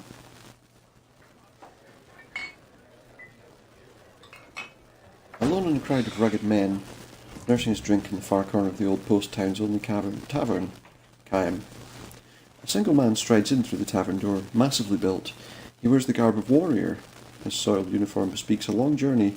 Fatigue marks his face, but his eyes wear a penetrating gleam, the look of a fighting man on active duty. The tavern's din hushes instantly. Every drunken eye in the place fastens on the soldier with awe and gratitude. The long war with the neighbouring countries ended at last, and the men who fought on the front lines are returning to their homes. So it is with this military man. The soldier takes a seat at the table next to Kaim's and downs a slug of liquor with the forcefulness of a hard drinker, a man who drinks to kill his pain. 2 cups. 3. 4. Another customer approaches him, bottle in hand, wearing an ingratiating grin, a typical crafty town punk. "Let me offer you a drink," wheedles the man, "as a token of gratitude for your heroic efforts on behalf of the fatherland." The soldier unsmilingly allows the man to fill his cup. "How was it at the front? I'm sure you performed many valiant deeds." The soldier empties his cup in silence. The punk refills the cup and adopts an ever more fawning smile. "Now that we're friends, how about telling me some war tales? You've got such big strong arms. How many enemy soldiers did you kill?" Without a word, the soldier hurls the contents of his cup in the man's face. He flies in a rage and draws his knife. No sooner does it leave his sheath than Kaim's fist sends it flying through the air. Faced with the powerful united front of Kaim and the soldier, the punk runs out muttering curses. The 2 big men watch him go, then share a faint smile. Kaim doesn't have to speak with the soldier to know that he lives in deep sadness. For his part, the soldier, having cheated death any number of times, is aware of the shadow that lurks in Kaim's expression. The tavern's din returns. Kaim and the soldier pour each other drinks. "I've got a wife and daughter I haven't seen since I shipped out," says the soldier. "It's been 3 long years." He lets himself smile shyly now for the first time. He takes a photograph of his wife and daughter from his pocket and shows it to Kaim. The wife, a woman of dewy freshness, the daughter still very young. They're the reason I survived. The thought of going home to them alive was all that sustained me in battle. "Is your home far from here?" "No, my village is just over the next pass. I'm sure they've heard the news that the war is over and can hardly wait to have me home. You could get there tonight if you wanted to badly enough. It was that close. But..." The soldier downs a mouthful of liquor and groans. "I'm afraid." "Afraid of what?" "I want to see my wife and daughter, but I'm afraid to have them see me. I don't know how many men I've killed these past 3 years. I had no choice. I had to do it to stay alive. I was going to get back to my family. I had no choice but to kill one enemy soldier after another. And each and every one of those men had families. They had left at home. It was the code of war, the soldier's destiny. To stay alive in battle, you had to go on killing men before they could kill you. I had no time to think about such things at the front. I was too busy trying to survive. I see it now, though, now that the war's over. 3 years of sin are carved into my face. This is the face of a killer. I don't want to show this face to my wife and daughter." The soldier pulls out a leather pouch from which he withdraws a small stone. He tells Kaim it's an unpolished gemstone, something he found shortly after he left for the battlefield. "A gemstone?" Kaim asks, unconvinced. The stone on the table is a dull black, without a hint of the gleam a gem should have. It sparkled when I first found it. I was sure my daughter would love it when I brought it home to her. Gradually, though, the stone lost its gleam and turned cloudy. Every time I killed an enemy soldier, something like the stain of his blood would rise to the surface of the stone. As you can see, it's almost solid black now after 3 years. The stone is stained by the sins I've committed. I call it my sin stone. "You don't have to blame yourself so harshly," says Kaim. "You had to do it to stay alive." "I know that," says the soldier. "I know that, but still. Just like me, the men I killed have villages to go home to, and families waiting for them there." The soldier then says to Kaim, "You too, I suppose. You must have a family." Kaim gives his head a little shake. "Not me." He has no family. A home village, at least. I don't have any place to go home to. Eternal traveller, eh? "Huh, that's me." The soldier chuckles softly and gives Kaim a sour smile. It's hard to tell how fully he believes what Kaim has told him. He slips his sin stone into the leather pouch. "You know what I think? If the stone turned darker every time I took a life, it ought to get some of its gleam back every time I save a life." Instead of answering, Kaim drains the last drops of liquor from his cup and rises from the table. The soldier remains in his chair, and Kaim, staring down at him, offers him these words of advice. "If you have a place you can go home to, you should go to it. Just go. No matter how much guilt you may have weighing you down, I'm sure your wife and daughter will understand. You're no criminal. You're a hero. You fought your heart out to stay alive." "I'm glad I met you," says the soldier. "I needed to hear that." He holds his right hand out to Kaim, who grasps it in return. I hope your travels go well, says the soldier. And your travels will soon be over, says Kaim with a smile, starting for the door. Just then the punk charges at Kaim from behind, wielding a pistol. Watch out! Bellows the soldier and rushes after Kaim. As Kaim whirls around, the punk takes aim and shouts, You can't treat me like that, you son of a bitch! The soldier flies between the two men and takes a bullet in the gut. And so, as he so desperately wished to do, the soldier has saved someone's life. Ironically, it's for the life of Kaim, a man who can neither age nor die. The soldier is traded his one and only life. Sprawled on the floor, nearly unconscious, the soldier thrusts the leather pouch into Kaim's hand. Look at my sin stone, will you? Maybe, he says, chuckling weakly. Some of its shine has come back. Blood spurts from his mouth, strangling the laugh. Kaim looks inside the bag and says, It's sparkling now, it's clean. It is? Gasps the soldier. Good, my daughter will be so glad. He smiles with satisfaction and holds his hand out for the pouch. Gently, Kaim lays the pouch on the palm of his hand and folds the man's fingers over it. The soldier draws his last breath, and the pouch falls to the floor.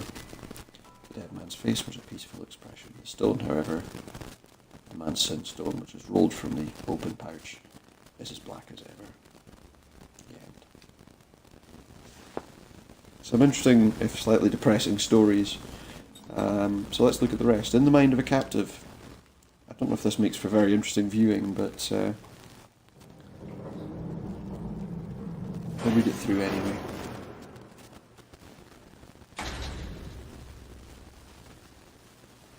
He knows that it's useless, but he can't suppress the impulse that wells up from within his own flesh. I just missed something. He needs to do it. To hurl his entire body against the bars. It does no good at all. His flesh simply bounces off the thick iron bars. Number 8, what the hell are you doing? The guard's angry shout echoes down the corridor. The prisoners are never called by name, only by the numbers.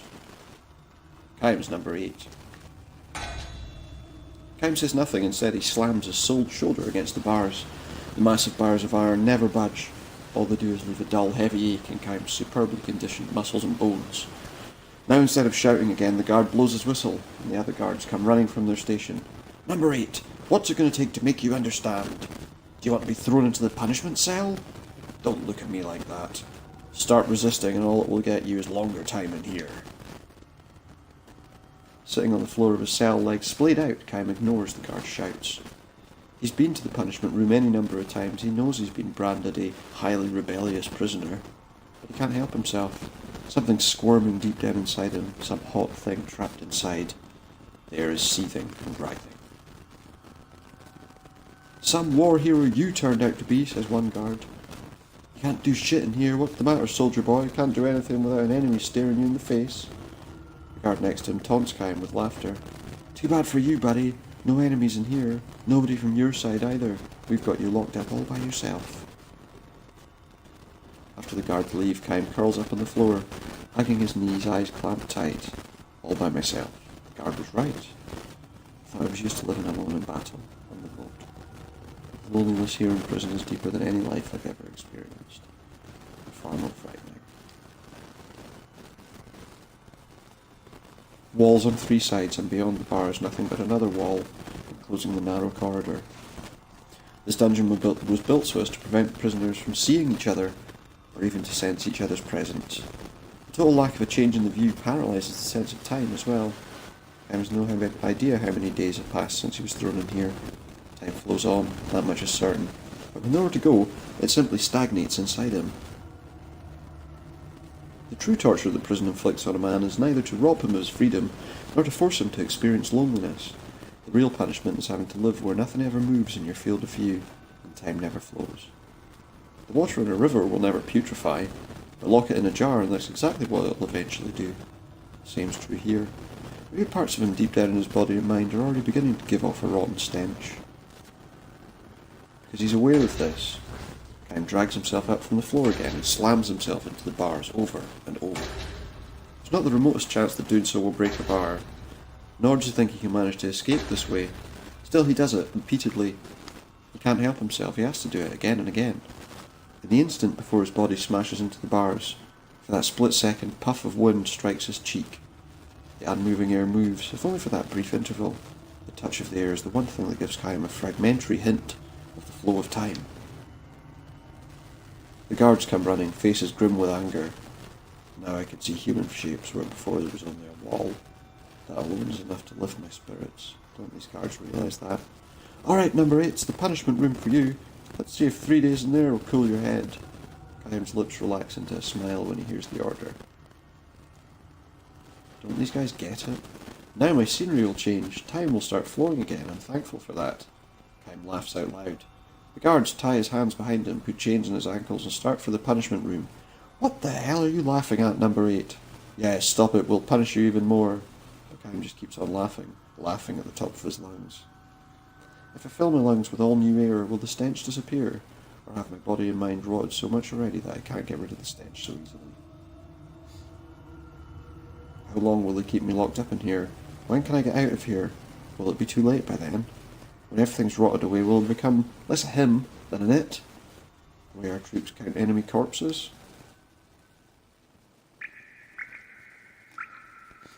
Kaim can hardly breathe.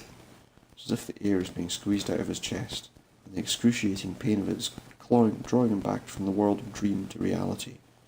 Was I once in a prison in the far, far distant past? He half wonders in the space between dream and reality. He has had this dream any number of times, this nightmare.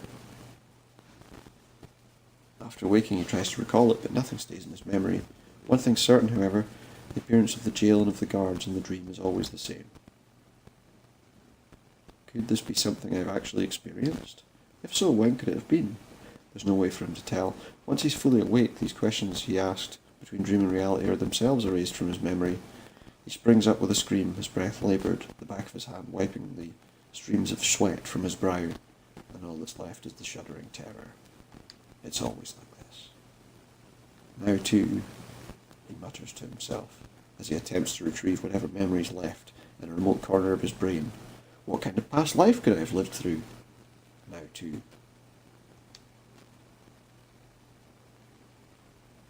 What kind of past life could I have lived through? The end. Well, that's a question, isn't it? Numerous, it would appear. Okay, so one more. And it's a mother comes home. And then we'll head towards Gongora's house.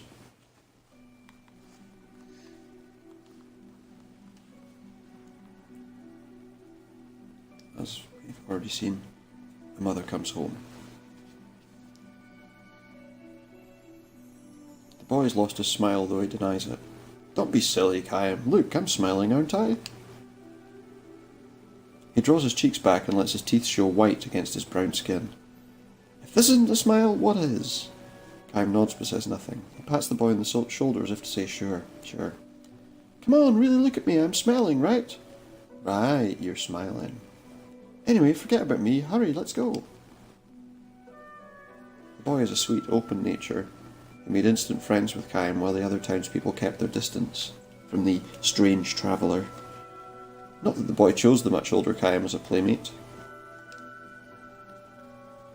He leads Kaim to the tavern, which still hasn't opened its doors for the day. I hate to ask you to do this, but would you, please? The boy's voice seems to have carried inside.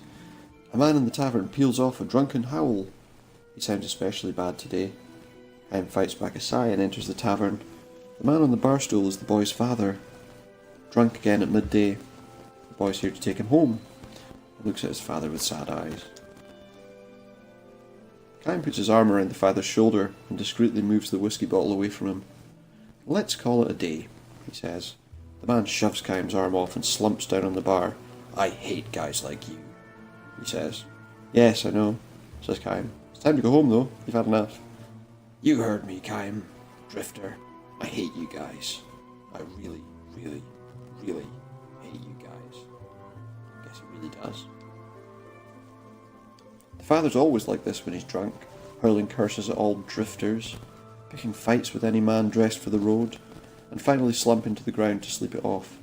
His son's too small to drag him home. With a sigh, Kaim finds himself again today supporting the drunken father's weight to keep him from toppling off the bar stool.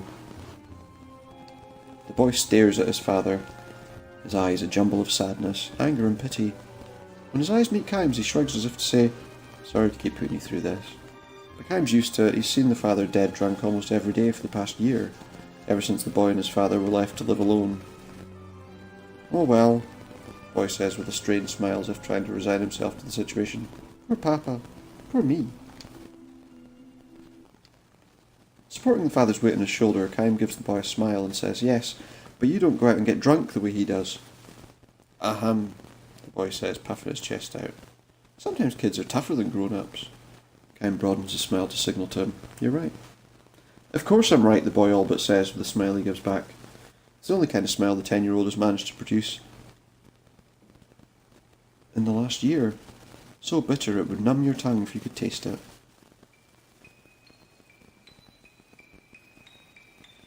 The boy's mother, the father's wife, left home a year ago. She fell in love with a travelling salesman and abandoned the boy and his father. I guess now we know why he doesn't like drifters. "Mama was bored," the boy says matter-of-factly, looking back on his mother's infidelity. "She got tired of doing the same thing every day. That's when she met him." At the tender age of 10, the boy has learned that there are certain stories that have to be told with that matter-of-fact tone. The father was born and raised in this small town and worked in the town office. He was not especially talented, but it was not a job that called for talent or a quick wit. All he had to do was follow orders with diligence and submissiveness, and he did exactly that, year after year, without making waves. He called our life peaceful, but Mama didn't think so. She said it was just ordinary and no fun. She was attracted to the life of the crafty travelling salesman. It was risky and exciting, like walking on top of a prison wall.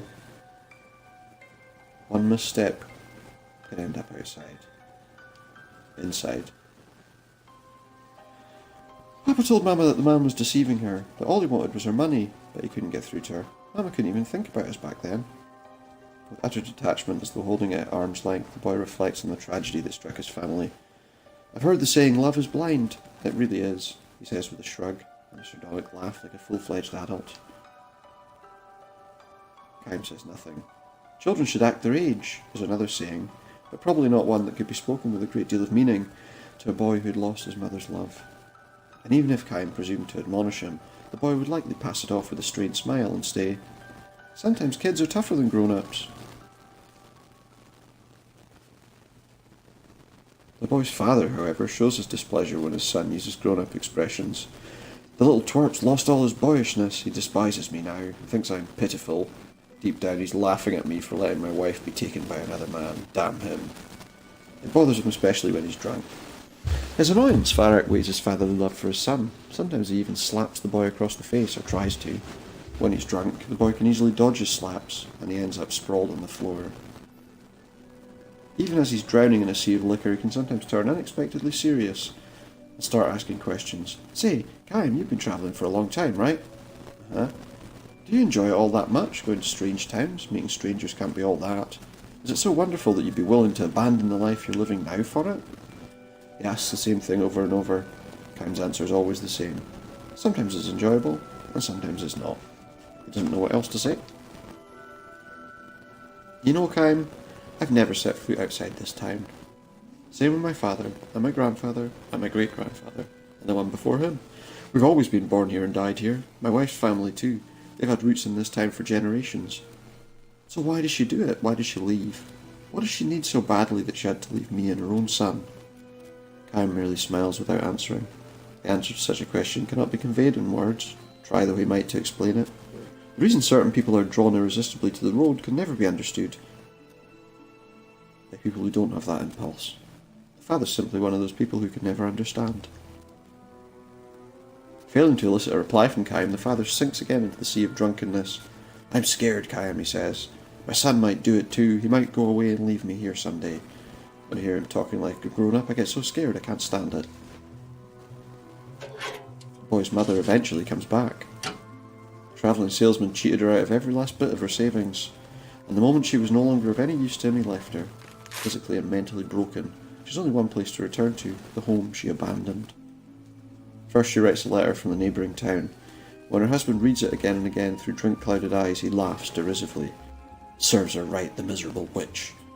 He makes a show of tearing the letter to pieces in front of Kaim, without looking at his son.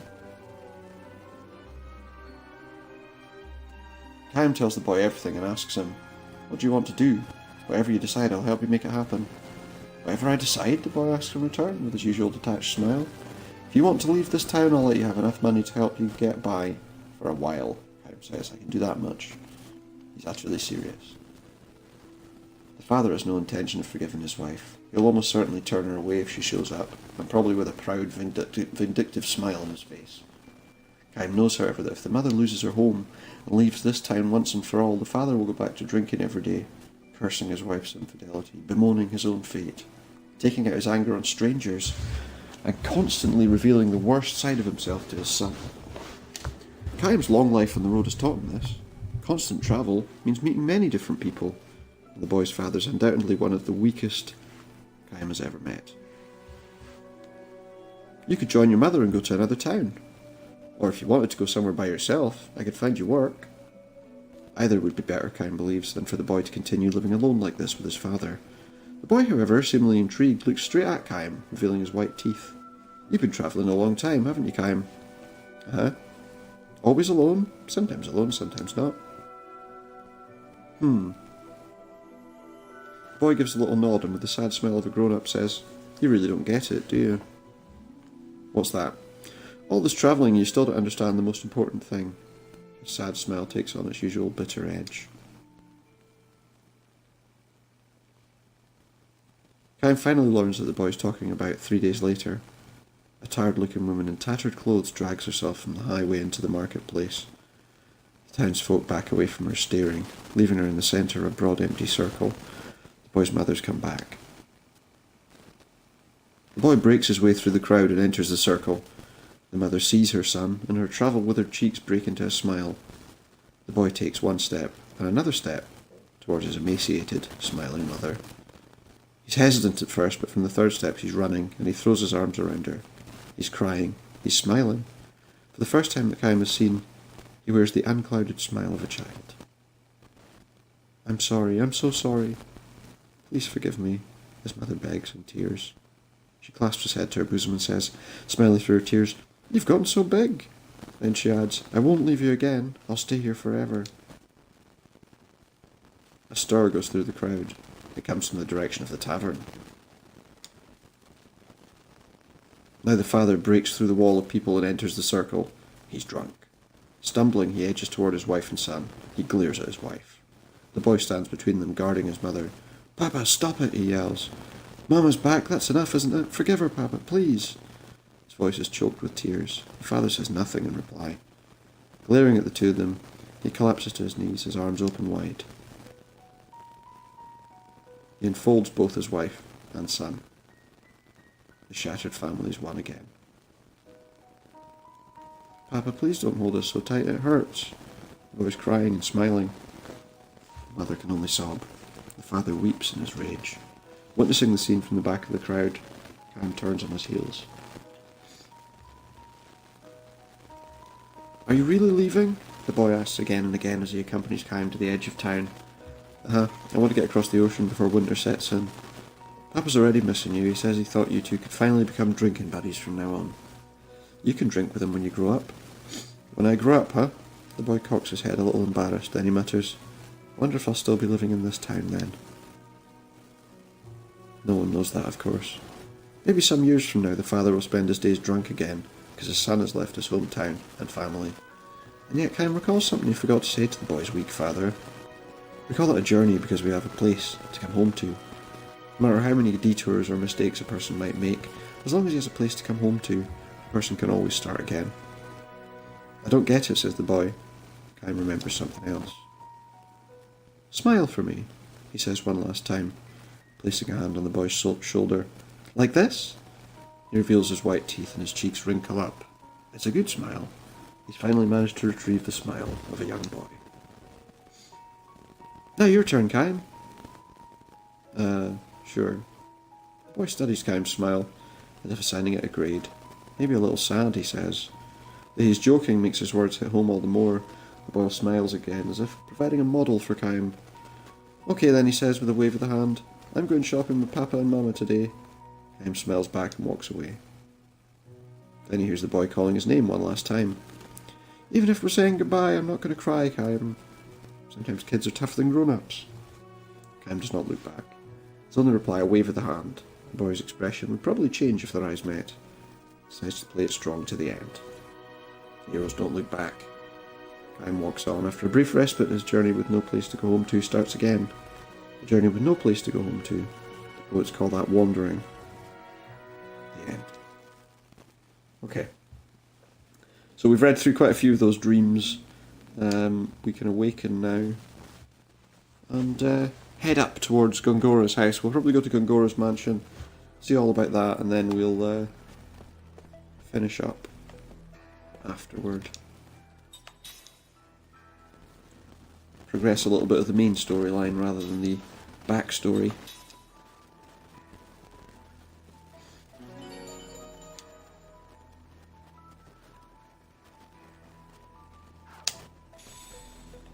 So off we go. We head out this door and we go north. Up through here. Gongora wants us to visit him, so let's try and do it.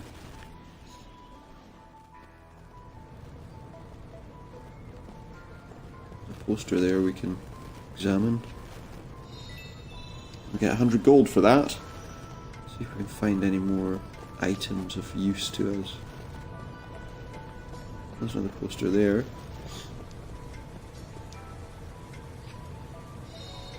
We got a seed from that, so that's good. What's over here?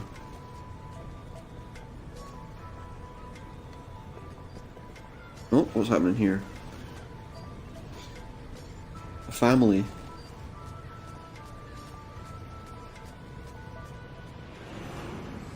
Looks like we've recalled another dream. Another memory.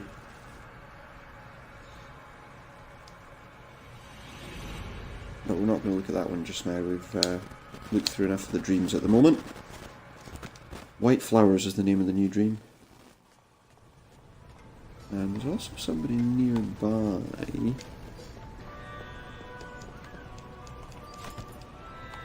There you go. I believe that I can give a lost item to. I've got some whetstones there. Is it this person? Yes, that's the one. Her grandfather's nameplate. Given to him by someone who saved his life. Probably Kaim. Wouldn't surprise me. I'm sure there's another poster over there. Did I get that one yet? No. That's a magma fragment. Let's see what else we can find. Is there any more of those? Oh, there's one of those things over there. That gives us another seed. Are there any more then? There's one of those yellow pots. Usually find something in those. A wind bomb. Just what you always wanted. Oh, that thing. It's a bit unsteady. Oh, there's a cat over there. Healing medicine. What's this cat doing? We can't actually do anything with it. Oh, there's another one of those pots that I missed somehow. What do we get from that one? Another seed. Oh, we've got a bin here. Is that one something we can look at? Oh, it is. Another seed. And another bin. Just seem to be finding lots of things now. Cold water stone. Okay. And that's about it, to be honest. So let's head upward. We want to keep going on towards Gongora's mansion. There's a dog there. There's a dog. There's not really anything to find. This is the garden of Gongora's mansion. And we're just heading straight into the mansion, really.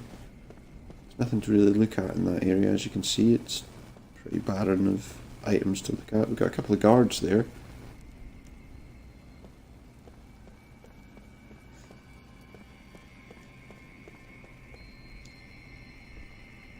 Lord Tolton is currently visiting. Please wait. I need to wait for Tolton's visit to be completed. Let's find out what Gongora's up to. House arrest is going too far. I have firmly opposed Roxian on this. Do not despair, Gongora. You better not to, if you're wanting to. Thank you, Your Majesty. It is be much careful. more than I could have asked. Your father would have been pleased. Would he? What, that you're believing this guy who seems dodgy? And now that Ura is a republic, I am simply a citizen like everyone else. I am no longer Your Majesty. Yeah, someone tells me they might want to overthrow the I respect the royal blood existing that governmental suggestion. It is only fitting that I offer the respect you're due. What respect? He's not a very nice person. Foolish. People will think you're a dissident who wants to He is though, isn't he? I mean, he must be. He must be. That must be why he's saying that. I'm truly happy that you have come to see me. Or is that just what they're suggesting, do you think? So kind. You taught me the rudiments of magic. I cannot help but be kind to you in return. Okay. I cannot understand Roxian. I believe he intends to stop work on Grand Staff. So he doesn't want the Grand Staff to continue, is what you believe? Well, I mean, you know, maybe he just wants to make sure it's safe. It makes me angry, Gongora. Our entire sorry. nation has benefited from magic energy, yet he does not understand the significance of Grand Staff. Yeah, what is the significance of Grand Staff? Increase magic energy with Grand Staff. Just think how much better our people's lives would be. Well, how much better you think their lives will be? We would no longer need soldiers. You have seen the future of Ura, and how Grand Staff can make it happen. Roxian's vision is too narrow for our nation to grow. I am sorry you had to witness that. He's sorry. No need to apologize. I'm happy Your Highness understands. He's happy that I understand. So wait, is he immortal as well then? Because how could he possibly have But even if they stop Grand made Staff, Kaim immortal? we develop a newer and far better magic engine. Unless he's immortal Please too. let me know what you need, Gongora. I can help you. I am unworthy, Your Highness. He's calling him Your Highness again. Gotta be careful. And there he comes. He is leaving the area.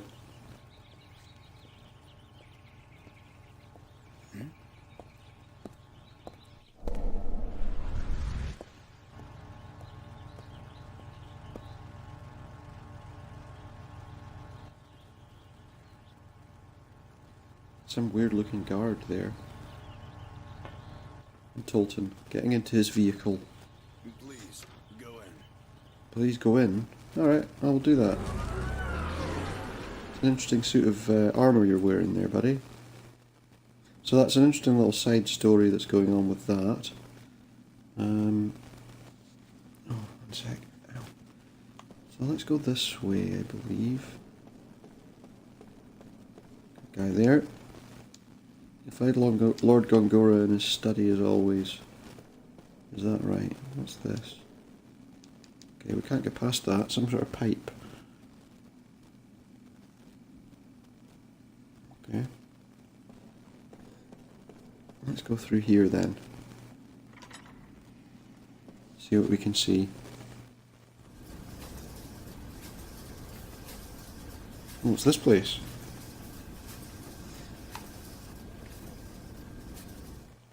What is this place?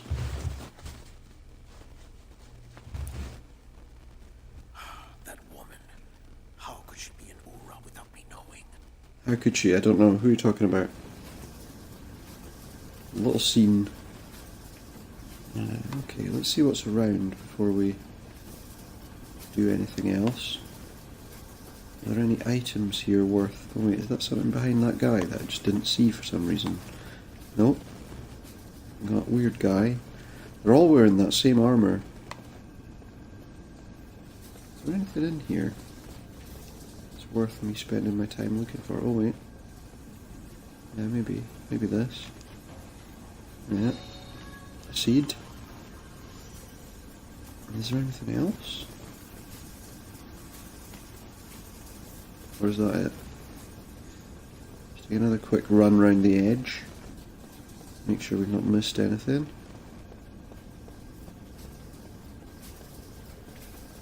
And there's another one. Worth checking around to make sure you've got everything.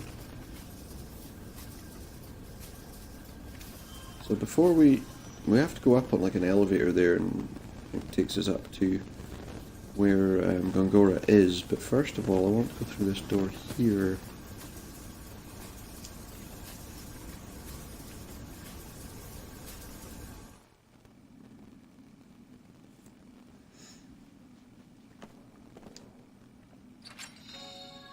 So there's some items in this room that I want to take. We've got a flare bomb. We've got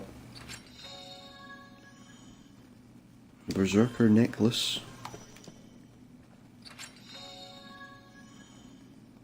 A Hawkeye.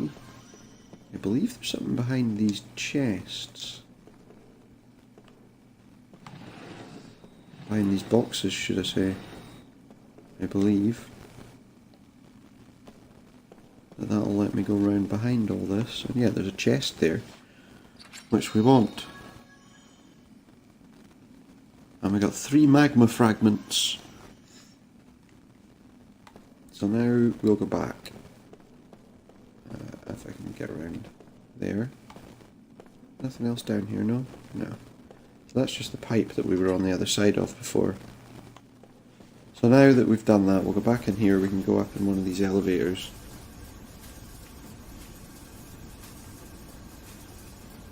We need to go up the one on the other side. Because when we went there a minute ago, it triggered a scene, didn't it? But yeah, on this side we've got like an elevator. You see that one's open. The other ones were not.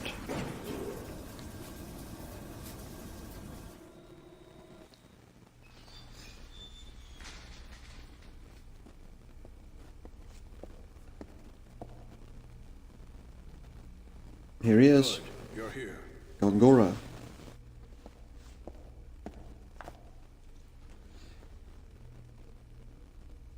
I asked you here for only one reason. What's that reason? Hold on. What is it? Oh yeah. Yeah. It's that guy. Great, here he comes. Hey, whoa, hey, you are really short-tempered. Hey, I don't Yeah, have well, a sword, yeah. okay? If you're gonna Easy. eavesdrop on the conversation. I told you, I'm just a messenger. That doesn't really tell me why you're here. Or not, which you have, so that's good. That's enough, Kaim. He's on our side. Is he? Is he though? Thanks. A little late, though. We can use him. He's cunning and quick, and he has many connections. I want you to take him on your investigation of Grand Staff. No way, sir. You know, I thought he'd say that, my lord. His shoes, hello? Look, this other immortal joining the investigation, she might be dangerous. Why? Might she? The woman was once a pirate. I don't know how pirate? it happened, but she's now a soldier for our army. Yar.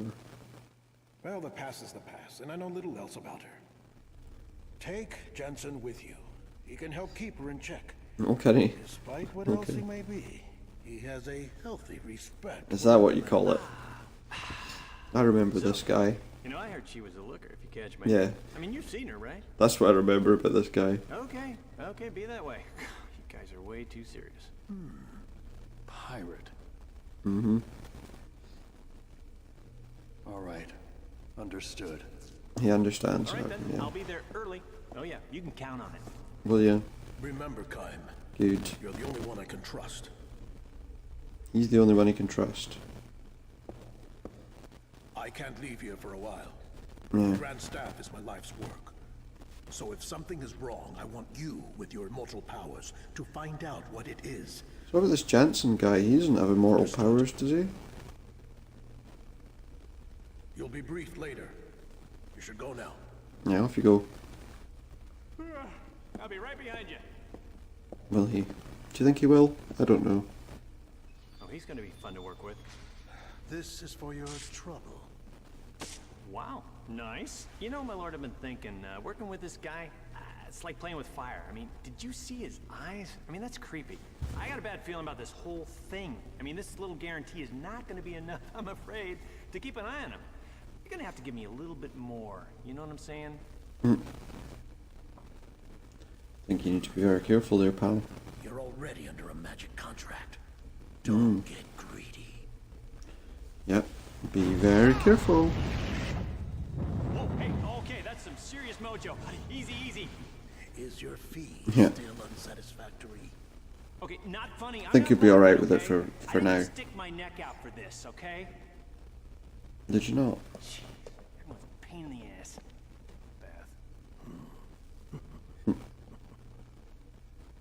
Yeah, who knows about that guy? Need to be very careful with people like that. Right, let's get out of here. Done all we had to do there, so let's get moving. We can leave now. What are these guys saying? Do these guys just look properly evil? He prays I can complete my mission safe and sound. He has to say that. But for now, let's get the heck out of here. We need to go to like the main station.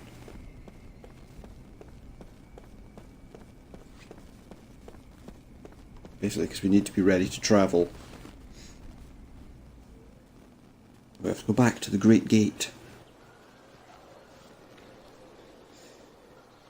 There she is. Old piratey face. Hey! I've Yeah, been hey. looking everywhere for you.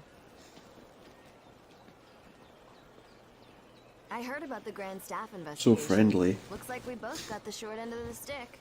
Who's Grand Not Staff bad, investigating? just keep surviving, eh?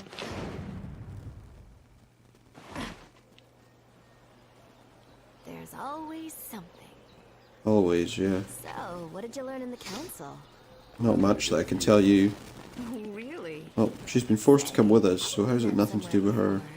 Hmm? Probably. Nothing to worry about if you can't remember. Neither can I. You too, huh? I can't Well, of course, recall a presumably thing. it's something to do with the All I know is that my name seems The to be invincibility. Seth Almore. People say I used to be a pirate. Yeah, she doesn't remember. Isn't it strange that both of us lost our memory and are immortal? I mean, it's Maybe we met a long not time ago. normal. I sort of get that feeling when I look at you. When we met before, were we enemies? Or allies? Who knows? Or maybe even lovers? Looking mean, forward to it's starting possible, our journey but- tomorrow, Kaim Argonar. Tomorrow? You still haven't been contacted by the council? Oh, they Set out decided for already, Grand have Staff tomorrow morning. I thought you would have heard by now. Oh, and by the way, I'll be joining you on your little they? Yeah, I knew that. So you are going with me then? Being late is strictly forbidden. Mwah. Okay, so being late for the concept of tomorrow. Is that all, or just being late for a specific time? Because you didn't give me a specific time. Not really. Well, there you go. So we need to get out of here.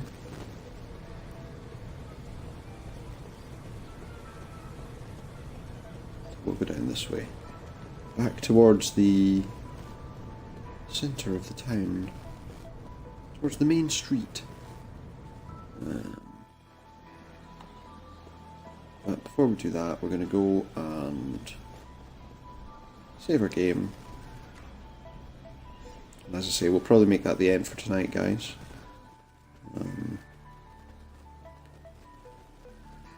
We're in Tolsan's Inn, and he's going to give us the message now, probably. Received a message from the council. You to report to the Great Gate for your next mission. Head to the station, you can take the monorail or pick up a taxi. So the magic taxis are working again. Hey. let's save our game.